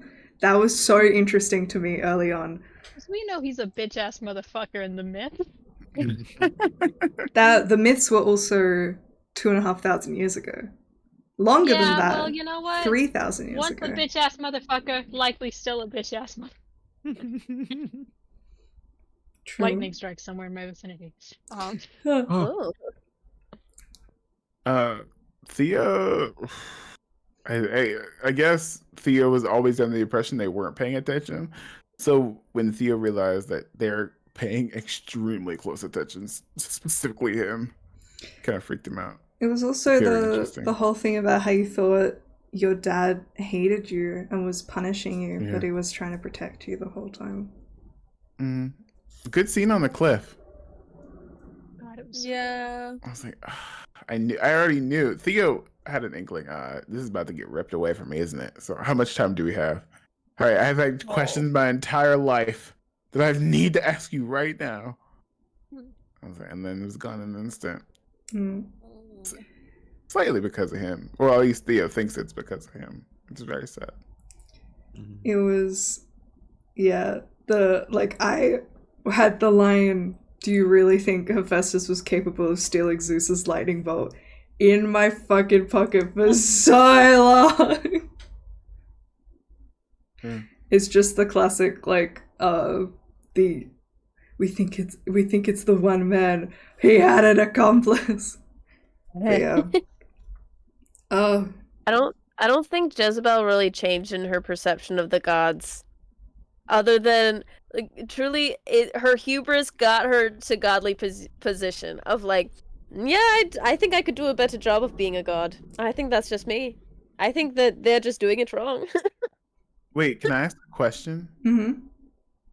If we chose to become gods, would our characters also have to choose children? Choose to have children? I mean, And what kind of parents would they be? that's interesting. Oh. I think Jezebel would choose to have, like, a few kids, but is very, very picky and also recognizes that she's probably not a good mom, so then stops having kids. Oh. Okay, update to me saying that you should make campaigns. If you want your child to be the godly child of one of these guys, you could also do that. Please. I'm And let us know, because I want that. I'm vetoing whatever they're about to say. You could do that because I think it's cool. 100%. I'll just say Monique would have a lot of kids. She's like, a family? Yes. That entire island is just her kids suddenly. No. With Rose? Oh. With Rose or with other people? Oh, so it's Polly. Rose isn't immortal. Interesting. Yeah, after Rose dies. Ah. Unless Rose is open. I'm just kidding. I'm so sorry. In the fucking finale, that whole thing with like Cersei coming back to teach her about grief. Stop. Stop it. Where's the water bottle? Bad DM. Bad DM. That was fucked up of me because That's so rude. I always had this image in her mind of what Cersei's like area looked like in her villa, which was that it was just covered in drawings of all the people throughout the like infinite years, and the ones at the top were Odysseus, Telemachus, Telegonus, and Penelope. Dope. Anyways. It would be a choice between for Mila and Theo anyway. For Mila, it would be a choice between the two if they're going to have kids. Well, your kids I don't would know be if I- gods. Yeah, but like that's another question: is do we want to bring more gods into the world? So hear me out. Yeah, I'm hearing If you. Theo and Mila had a kid, can we name it Chance? Oh, That's so good. hear me out. Hear me out on top of this. Okay, and they would be the god of dumb luck. Yes. Incredible. Dumb luck and happenstance and coincidence. Period. Oh, you're cooking. You're coincidence. cooking. I You're just cooking with realized. that I one. just realized without meaning to. Our ship name is Milo, right? We are the epitome of Milo's law. It's so funny. Oh my god. Anything bad that can happen will happen. Oh. It works. Hear me out. And if they don't, because like I don't think they'd have necessarily moral children unless they're open to that. But like, they might adopt some immortal from like demigod children that aren't He's a there. kid of Hermes. There's a few kids of They- Hermes that are like, Yeah, are ours, Hermes is actually. the god of welcoming strangers, and Mhm. Yeah. it's the whole thing. Okay. New question. If as a god you had a child with another god, Which god are you fucking? Which god are you fucking? Which god are you fucking, guys? God, are you fucking? Any of them? This is Justin, not my kid. Your character, right? In- Character. This is the Yeah. gods. Theo. Incest don't matter. Okay, so if Theo is fucking a god, he wouldn't. Don't fuck my mom. That's all I ask. I don't think he would. So, I'm gonna fuck you. Well, actually, I take that back. it could be a one night stand. I want to steal Zeus's wife, so Hera. Well, that's not happening. I don't know if Hera would do it. No. No. But Yeah. just to see if I could. I more so imagine you like one night standing on a drunken night with like Dionysus or something. It would work. Mm. Theo, did you fuck my dad? Look, What are you doing in my dad's house? What are you doing in my dad's house? Beneath Oh. the Apollo. just to hold it over. his Period. genitals. Oh, Sorry, Monique. Yeah, what the did god you of say? creation. The god of create like and that like Mm. creativity and stuff. Yeah, 100%. That's slow. I think Jezebel would see if Hades and Persephone are open. That's so That's real. so fitting. And you know they Oh, real. that's canon because I actually originally when Tessa was still in the campaign, the bit was going to be that Persephone and Hades knew about Tessa like the whole time. And there was like an excuse as to why like they never really talked to her, and that it was like fully a threesome, and that they were completely open to it. But then I kind of stole Yeah. that and made it like a thing with Dionysus instead, because it felt more accurate that Ariadne was like, I was there. No. We were the whole thing. It was a threesome, was but Hades the- more protection. What was the line? It was the 80s. We were Oh, like, no. fuck it, let's make something.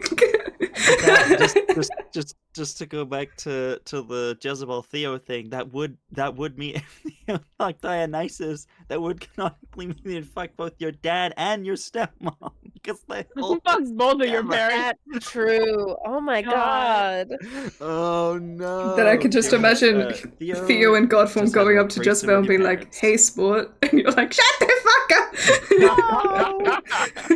Just to hold it over Jezebel's head. Genius. Period. Oh god. Alright. Cursed. Last. Okay, we have a last couple of Kiki questions. We are like, with time check for you guys. I'm I'm chill. good. I'm good. It's the I've last probably one got ever. like I've probably got like another half hour in me. Okay. Max. Okay. Yeah. We'll vibe. Heard. Just like if someone, you can just randomly go like, can we make this the last question? I'll be like, yeah. Alright, so in that case, if you still have more questions, you can put it in the chat or in the Discord. More Kiki question time.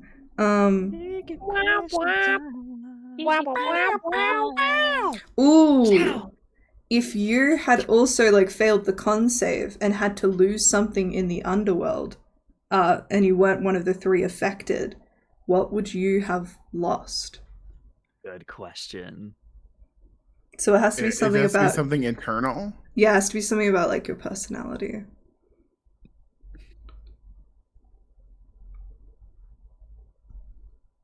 Oh. Like, recap. Jezebel lost warmth, Yeah. I think. And Annika lost emotion. Oscar lost connection. So like Jezebel's was kind of physical and emotional. So could be a combo. I'm very curious to see how this would play out, but I would lose maybe Theo would lose his voice. Ooh. I was because I was literally about to say I think fuck. Monique would lose her sight. Oh, Brutal. fuck. Oh God! See, my Maddie brain grinning.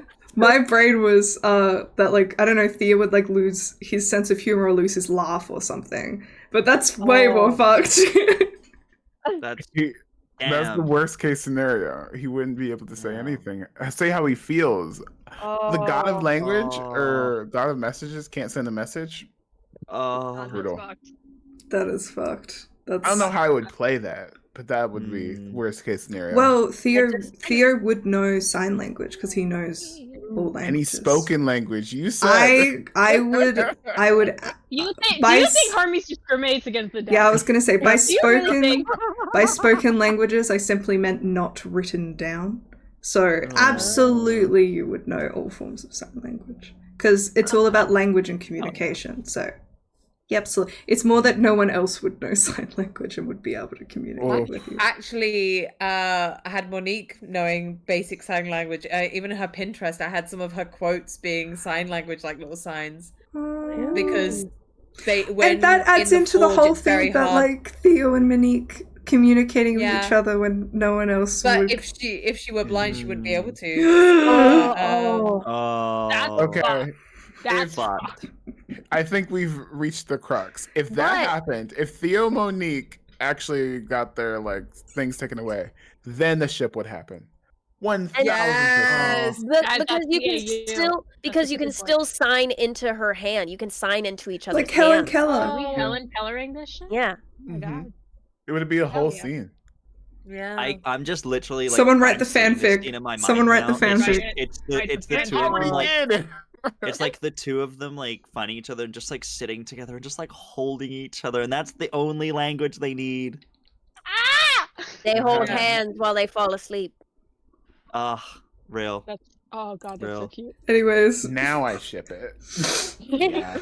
Damn. Oof. That's the AU where it happened. That's the Say, AU. Oh, someone okay. write that. I want that fanfic. That's a pick right now. Did you always know your character would choose or not choose godhood? Did their decision change in the last episode? Ooh. No, I always Well- knew she would choose it. Mm. Ooh. Well, I when at the beginning of this campaign, I started rereading Percy Jackson. I read all the first 5 books, and I thought about what would Theo do, and I In the think Percy situation.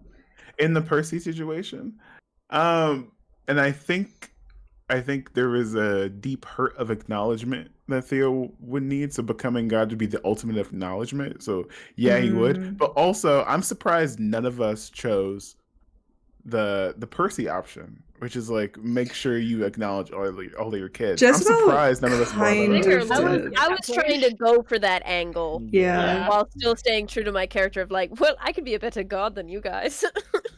Mhm. Jezebel's was the hubristic, I think I can do both answer. I think I can do both. I think I have your addresses now. Damn. Well, that was never a problem. There was never a problem of like an unclaimed demigods in our campaign for us to think about that, you know? Also, I think it was kind of slightly hinted to the fact that Zeus was going to loosen his reins on the gods in the way that like when Hermes was going to go talk to Theo, he like looked back at Zeus and then went to or no, it was when you were like, can you go visit my mum, and he looked back to Zeus and then said that he would. So I think Did he call my mom? he did. Yeah. Oh, thank God. And he would have done it in like the most like Theo wouldn't have wanted to be there because it was the most like rom-com character Okay. played by I forgot, Matthew McConaughey ass fucking introduction you've ever seen. He was like leaning against a window, like said some shit about like it would have been so cringe but really hot in the moment. I'm thinking, have you ever seen Jerry Maguire? You had me at hello? Yeah. Come on, guys. Some shit like that. Like Billy Crystal in We want your day to Very start much so. now. yeah. Very that. Nobody caught it when I quoted it, which is very funny. I enjoyed that B caught by me referencing Love Actually in one of them. What was it again? What was the quote? What was it? It was it was Rose and Monique, and it was the yes, of course, easy question when you asked if you like wanted to become girlfriend.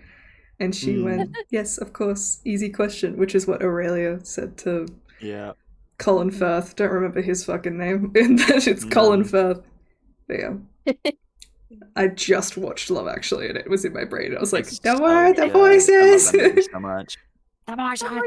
Oh, it's my favorite Christmas movie of all time. If you haven't seen Love Actually, It's great. What the fuck are you doing? Watch that It's movie. great. Yeah. Just ignore the I, fat phobia. It was made in the 2000s. Yeah. I'd like to throw out just a watch the movie while you were sleeping with Sandra Bullock and Bill Pullman, because that's also technically a Christmas movie, and it's really, really good. So, everyone watch The Holdovers. That is my favorite recent Christmas movie. Next. Oh, Did sorry. you have something you were gonna say related to the godhood question? Would your character... Yeah. For Ash, I knew from the start. Like for Ash, it was like, oh yeah, no, absolutely not gonna be a god, because the two options were I fucking hate them because they killed my sister, or I need to be around to be with my sister. I'm not gonna leave her again, because obviously she's not gonna be a fucking god, and I'd be a fucking hypocrite to leave her behind after all of this shit. So no, never gonna be a god. Yeah. The reason that like I initially asked, because I know that Mila's changed in the final episode. Yeah. Because like since we got like the godhood powers, my brain immediately was Mila knows the question's gonna come of, do you want to keep godhood? And she was going to deny it so hard that she wanted to be fully mortal. Like she didn't even want to be demigod anymore. Yeah. She was gonna say, take all of your golden blood out of my veins. I do not want to be part of your world.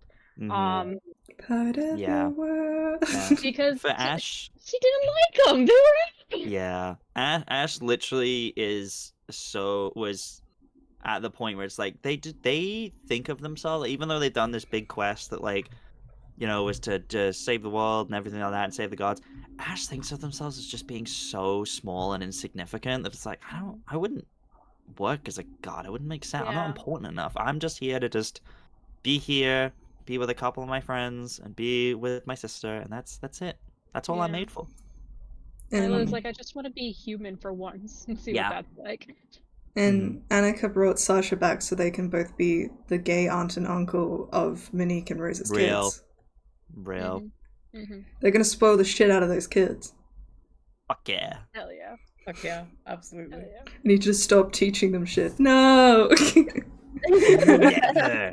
I will never stop. Can't make me. Yeah, and my unhinged opinion for the week was that Annika and Sasha are just Charlie XCX and Troye Sivan.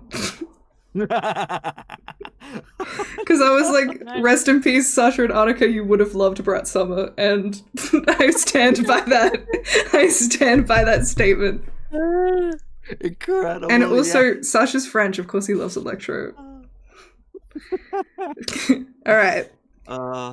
Final question from dearest Kiki. Anything you wanted Kiki's to final question. Kiki's final question. Anything you wanted to share about your PC but didn't get a chance to? Yes. Specifically for Annika, because there was I came up with some love for Annika because I wanted to have like some depth and stuff if we got time for that sort of thing, but we were moving pretty quickly with the second part of the campaign because it was a lot of we had to get through a lot, so there weren't a lot of those moments. But I think I mentioned previously, I may not have mentioned this on stream, but I had a line prepared if the conversation came up. But Annika has two moms, and the whole thing that I was gonna have this whole bit that was gonna freak everyone the fuck out because it was like the one thing you don't say, but it was, I don't know what the context would have been, but I just wanted to have the line just like, you know, my mother is the second most beautiful person in the entire universe. Oh, And my other mother's Aphrodite. Oh, jeez, don't do that. Jesus. Just to get everyone, because it's like, that's the one thing you don't fucking say. Yeah. Aphrodite is the prettiest, but you never say someone's prettier than Aphrodite, unless you're trying to curse them. Yeah, so I that was something that I had kind of just in my back pocket to come up at some point, but it never really came up, just because there wasn't the opportunity for it. But I was sitting on that line the whole time. I don't know if we said this in stream, but Theo and Sasha fucked. Yeah, I believe that. Whoa, We really? did at some point, yeah. I don't know if it was after the stream. I think it was but after they stream. definitely- I mentioned that if any of you would have been down, it's canon, because it would have happened. Like, if any of you would have, it happened. I believe was my wedding. And you were like, yes, Theo would have. And I was like, canon. Done. It happened. Done. True story. Wild. Yeah. There's so much shit about Asura. Yeah, true. I can imagine with Annika and Asura there would have been a lot, just because it was the classic thing with, like, New characters, no time. new characters, Yeah. no time. Yeah. The story is at its height. That's why I was so focused on making sure you guys had characters that would, like, Yeah. almost directly slot in and fit really well and have a goal. And it was like, and you could tell it was me trying to, like, shove in some backstory to be like, okay, there we go. Take it. Hey, your dead best friend, take it. Take it. Your dead best friend's here. Okay, talked about it. Cool, we're done. Okay, let's keep it moving. Trauma. Wrap it up. We've received it. Move on. Thank you, chef. Thank you, trauma. All right, moving on. Next dish.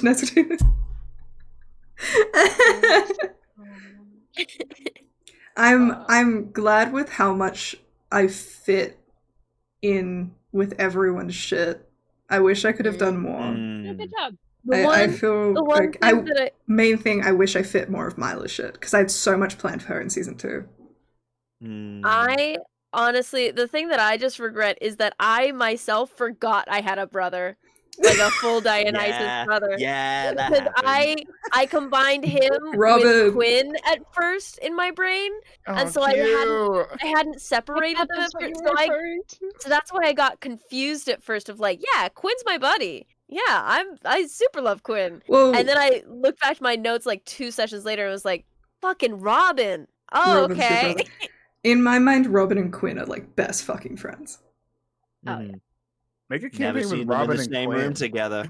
Absolute chaos would that pair would make. Mm. And then, like, you guys would be like, oh, Theo and Jezebel, chaotic duo. You got nothing compared on your youngest siblings. No. Mm. Nothing. Yeah. Listen, the Theo and Jezebel heist still needs to happen. Real.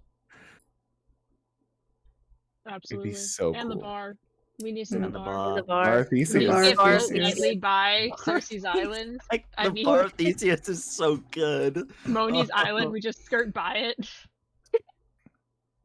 Can Monique all of the leave the booze island? and replace Yeah. it with more booze? Is it still same bar? Because she's not cursed, it was a voluntary charge. We lure Monique off the island. Jezebel comes in with the bar of Theseus. We Bar sell of Theseus. it. And then in a tugboat very close behind is a pet project of mine. I call it Library of Alexandria Part 2.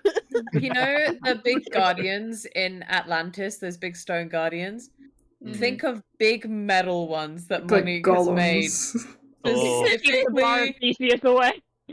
Specifically big enough where they can just turn the boat around and then move it out of the port. You see a bunch of like campers come up really excited, and then you just see this giant come out, turn the boat around, and push it. And they're like, "Oh!" But if anyone can get in, it would be a child of Hermes.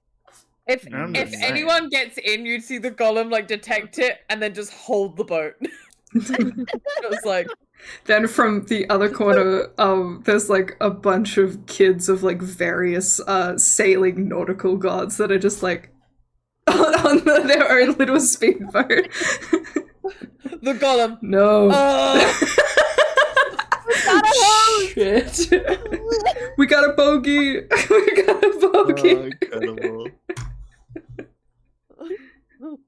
Francis denies any involvement. Motherfucker. I was over on the bench. I didn't send any boats over there. I was over on the bench. Yeah, Francis is an underrated NPC. I love that grumpy Real. motherfucker. Love I him. don't know Love him why. so much. I fixated on him so hard. Of like, I wrote down his name. We can't disappoint Francis. Francis Abernathy, who, by the way, is a character from A Secret History that I forgot existed because I saw the name Francis and I went, gotta give him a last name. Went through the A's. Francis Abernathy. That sounds great. Do you know why it sounded great? Because it already fucking existed. Real. Anyways. Who is that? Francis Abernathy is a character from A Secret History by Donna Tartt. It's a good book. I thought it was a Haymitch reference from Hunger Games. Mm. Yeah, it's a cool last name. I like the last name. But yeah, loved Francis. He's just a Scottish asshole who likes boats. And also I think we worked out in that one shot with Paige and John and Quincy that they like knew of Francis quite well because he's like the same age as them.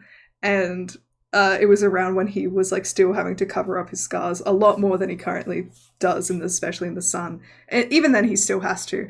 But we worked out that like the highest grossing movie of that year was specifically one of the Batman movies with what's-his-face as Two-Face. So they just wouldn't stop calling him Two-Face. Oh I was my like, that's so God. fucking brutal. It's the one with Tommy Lee Jones as Two-Face that had like come out that year and was like one of the biggest movies of the year. So they just kept calling him Two-Face and he was like... Oh my god. Brutal. Y'all can keep talking to me like that. I'll have the Demeter kids put some poison ivy up your ass. Love. Batman Forever. That was it. Should have called it Batman for now, because I've heard there's a few more now. It's so fucking funny. Alright, anything else you wanted to share about PCs but didn't get a chance to? James just Jezebel's a Capricorn. Real. Oh, you know their star sign? What is That was just a joke. I don't think there's. I think Robin was the one thing that I was like, man, I kind of fucked that up. Damn. Whoopsie. I do have one. Sasha's canonically a Scorpio because he was made on Valentine's Day. Aww. Mm. I got. Oh my god. And Jezebel was conceived on the most romantic of days, the Ides of March.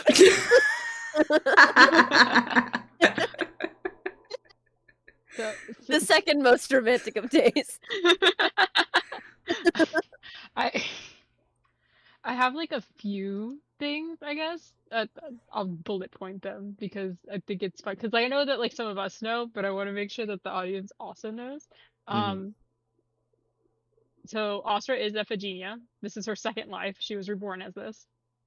She's gifted with prophecy, Justin. so she had prophetic dreams several times. Lightning. Lightning. What the fuck? So like, so I'm just kidding. I'm just like, Osra as a character, when she became a child of Apollo, was gifted prophecy so she could see into her past lives and realize she was Iphigenia. Apollo really went, hey, your dad was fucked up. I'm your dad now. I'm your And poppy now. Oh. Same with It- Artemis, because both of them were Trojan on the Trojan side and fucking hated Mhm. Agamemnon. So they were like, yeah. I'm your daddy now. Come here. Yeah. I think one of like the things that we brainstormed when we were on the phone was like it's not her first time being reborn. It was just her first time being reborn as a demigod and Yeah. happened to be under Apollo. Exactly, yeah. But it's like this is something that has been tried multiple times. They were trying to make her the spirit of Delphi, and it just wasn't working because she kept dying. Yeah. But And it was just it just made so much sense because Artemis It had did. saved Iphigenia in the beginning because they were sacrificing Iphigenia to please Artemis, and also Agamemnon had like kidnapped a priestess of Apollo. So like it just made so much sense because both of them hated Agamemnon so much for like killing and maiming their children or children in general. Ugh. It's also Love it. like there was something that was always like in the back of my mind because everyone's like, why are you trying to kill all the traitors? Like, give them a second chance, kind of thing. And Astra in her head is like, I have lived through 4 wars, this one included. Mm. Do you really think I don't know what happens when you let one traitor live? Brutal. And not to mention Native American, raised in the 1900s Mm. in America. So Brutal. if there's one thing she understands, it's the art of war, and the necessary evils that come with it. But Does she yeah. perceive herself as a necessary evil? She doesn't perceive herself as a necessary evil. She perceives certain acts that have to be done as necessary evil. So like when it comes to the traitors, and if Sasha was not already dead, she would have tried to kill him too. Fair. Very Yeah. fair. But it was very much like when it came to Lyle, she was trying to have a conversation with him of like, how do I know you're good? I don't have anyone to vet for you. Like, how do I know you're not going to turn around? Because a traitor came back, turned around, and killed Damocles when she wasn't there. Brutal. Yeah. Yeah, also, just to clarify, because there has been some confusion, Sasha was absolutely not influenced to do what he did. He did it completely of his own volition and left, but then arrived and went, What the fuck? fucking Yeah. never mind. Yeah. He is the epitome of, okay, I was just upset I said some things. I'm running away. Mhm. Dad, come pick me up. Legit. Yeah, acts and emotion. Some little things about NPCs that I think never came up. Shannon's mother was MI5, who had to retire and then was classic, like, didn't know what to do with herself now that she didn't have a mission, and begged, because Athena and her worked together, doing like that kind of work. and were like very, very close friends in a way, but kind of didn't really know that she was a god. And then begged Athena for something to do. So Athena gave her Shannon as her like new mission, essentially. Sasha's So that's why you're like this. yeah, Sasha's stepmother, was given to Sasha's mother by Eros so that he would stop pining over him, and was like, and basically gave the stepmother as someone who was just like him, but then they ended up getting divorced. So then he was like, well, I gave you a gift and you threw it back in my face, so whatever. Yeah, Eris was fucked. But yeah, and Sasha's dad was a pig farmer as a reference to Psyche's story of Eros commanding of Aphrodite commanding Eros to make Psyche fall in love with a pig. So that was like a little reference to that. Yeah. Cressida's parents are both originally from Pakistan, and she's first generation immigrant to England. She was born there. Cressida is her middle name.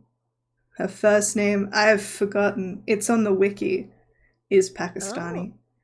But Cressida was like her almost like Greek name that they gave her, that she kind of took on when she went to the island. Is there anyone else? Thinking of all of my Looks NPCs. dramatically into the distance when blowing. Warren Demetrius was the son of a Poseidon who was part of the original Big Three with Shannon and Cressida, and he died on a mission because he was a child of Poseidon, and it's kind of like, I never came up with it in particular, but it was most likely orchestrated by Zeus. It was definitely orchestrated by Zeus, because he never wanted any Big Three kids to exist, which is why he killed his own son to begin with, and also the prophecy. So Percy Jackson doesn't exist at all. Camp Half-Blood does. Camp Half-Blood does. Oscar's from Camp Half-Blood. Yeah, she I don't know. is. I'm no scientist. And yeah, he was very kind and very chill. And Shannon and Cressida, the main negative aspects of their personalities came fully into effect after Warren died. That poor kid. Yeah, no, that was very sad. Oh, and I never made this officially canon, but Mihail and Francis both got injured on the same mission. Oh. Is there anything else? Damn. Trying to think. Maddie, does Ares canonically leave his room messy? Yeah. Did Ares ever get that belt back? Would Jezebel in godly form have ever given it back to him?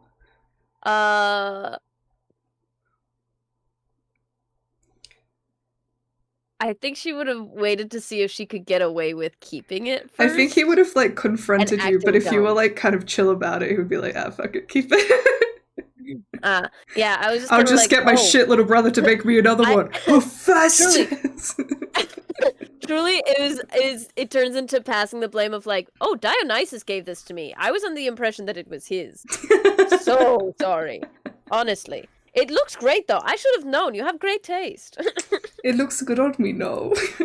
It looks good. Look at how it snatches. Look at how it snatches. Oh, and the classic Dionysus being that Sata was meant to be a running bit, and that Sata would keep coming back as a random NPC, and it would be revealed that he was actually Dionysus in the final episode. I fucking knew as soon as satyrs appeared, I was like, one of these motherfuckers is Dionysus. I fucking know it. Because originally the bit was going to be that they were connected to Pan, which would then lead into the Rowan storyline. And also when I was talking to Apollo about Rowan, I was just like, yeah, Dionysus would just show up sometimes, and then it gets fuzzy, and he woke up the next morning.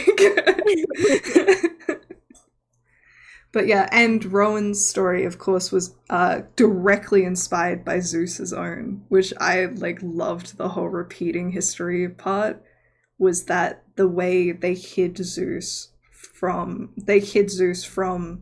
Kronos was that they put him in a hammock between like off of the earth, because then he wouldn't be able to be seen by Kronos. So then in an opposite way they kept Rowan underground, because Zeus looks over the sky and the earth, and is Rowan doing? nymphs had hidden Zeus originally as a baby, so then Pan and the nymphs had hidden Apollo from Rowan from Zeus, and it was just I love it when that What? happens. Rowan's epilogue. Yeah, where's the Yeah, Rowan sorry. epilogue? I thought Can about get that when we Apollo in the wrapped. epilogue? Rowan ended up going back to Camp Half-Blood and could finally be a camper with the rest of them, and basically just Not lived Camp on the Ii? island. Oh He no, went sorry, all the way Camp to New York. Ii. Sorry. He wanted to see Manhattan. He went back to the camp because he never got to grow up with other demigods and I got do to think it's live also his life funny fully as a demigod. that then a bunch of the people that he met on that quest then became gods, so he just has a bunch of gods in his back pocket as well. Oh, It's straight like, up. He's living hey. his best life. Did Damn. he keep the shirt that we gave him? Theo gave him the shirt. Yeah, he would have worn that shirt when he arrived on the island for the first time. Ugh. So And I sad. think Hugo probably ended up becoming like the proper full oracle for the island. And I think he would have lived for a very long time. Our EP So, yeah. boy. Oh, What you happened to feel that okay. girl that we met in the underworld? Is she good? Abigail's character? Yeah.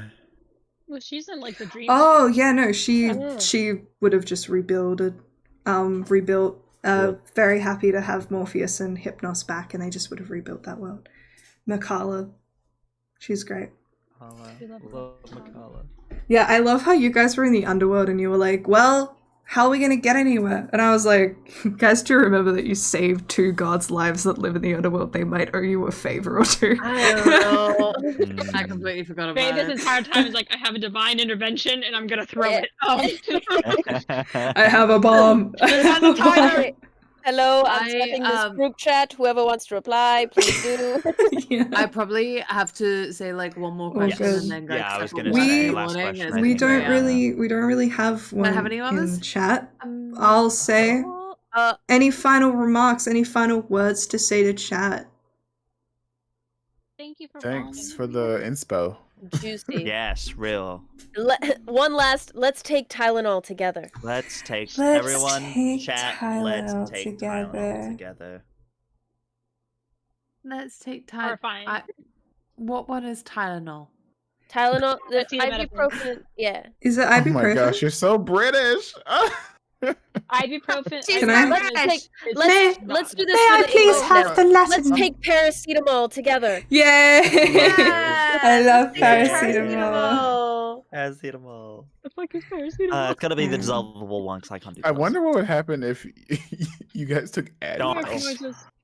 Take Advil, see what happens. You No. won't feel And, pain for isn't days. Advil that super strong shit that's actually illegal to have here? Yeah, Is probably. it? Advil's illegal? No, it's more like Advil Bro, might it's be you need a illegal. prescription. You're not allowed to bring it. You're not allowed to bring it in Oh, from yeah. America. Advil? Yeah, you Advil's can't. ibuprofen. Is it Advil? Yeah, think it's Advil's Advil. the super strong. Oh, no, is it like the NyQuil? one- Nyquil. No, I it's think. Like It's It NyQuil, might be You NyQuil. can Yeah. overdose on NyQuil. Oh yeah, It's the- no. It's Holder, NyQuil. Holder's It's the backing sleepy up. one. It's Advil. It's Advil. Holder is No, backing it's up. Oh, Advil. okay. God, I So, want to see what I knew- happens. because I knew that Advil because it's basically it's too strong to have here Hmm. because Yeah. it goes over like the maximum It amount is- of like. It is over 200 milligrams. I think the common Advil is like 400 milligrams, It's which more. is a little bit on the It higher. would make Because- you immune to the effects so quick. Like Well, it would just stop it working. basically like Really. It stopped a as lot well, of pain like- meds working. Advil's the only thing Yeah. that works for me. And it's I also like wonder- one of those things like over here people usually take to like 2 ibuprofen and a paracetamol or 2 ibuprofen and stuff and that sort of thing, right? So you'd get people who would like take Advil but they'd take like 2 of them at Oh, once and yeah. stuff, and that's Oh. Yeah. because they're used to it from paracetamol and stuff Jesus Christ. and then having a very bad time. Yeah. Yeah. Oh my gosh, I the British do know- stomach is no so one I chat, do but they know- cause ulcers and stomach issues. I do know also if NyQuil you and don't DayQuil eat. are not allowed in the UK. Yeah. Which Yeah. honestly, real. Valid. Advil, Yeah, which is great. very fair. Dungeons and Demigods, sponsored by Advil. No. Jesus. I don't know. I don't know if we could pay the Brits on that. All right, everyone, Yeah. make sure that you follow these people so you can see them on all of the things. Make sure you follow the channel, join the Discord, because the Discord, after a little bit, we'll wait some time, and we're not going to delete everything, but we'll slowly Yeah. transition it over to be basically the server will be my server for any of the long running campaigns, so it'll eventually become something for the Chains of Asmodeus campaign, so stick around. But we'll make sure that we put everything in like a flow so you can look back on it fondly, or just change names. Yeah. We'll work on it. Love you all so much. Follow all these people. Keep up. We're gonna have Old Gods of Appalachia running very soon, and then we're gonna have Chains of Asmodeus. We will work on doing an epilogue of some kind. Maybe we'll even put up some polls on the Discord, and you guys can decide what we do for the epilogue. That could be really fun.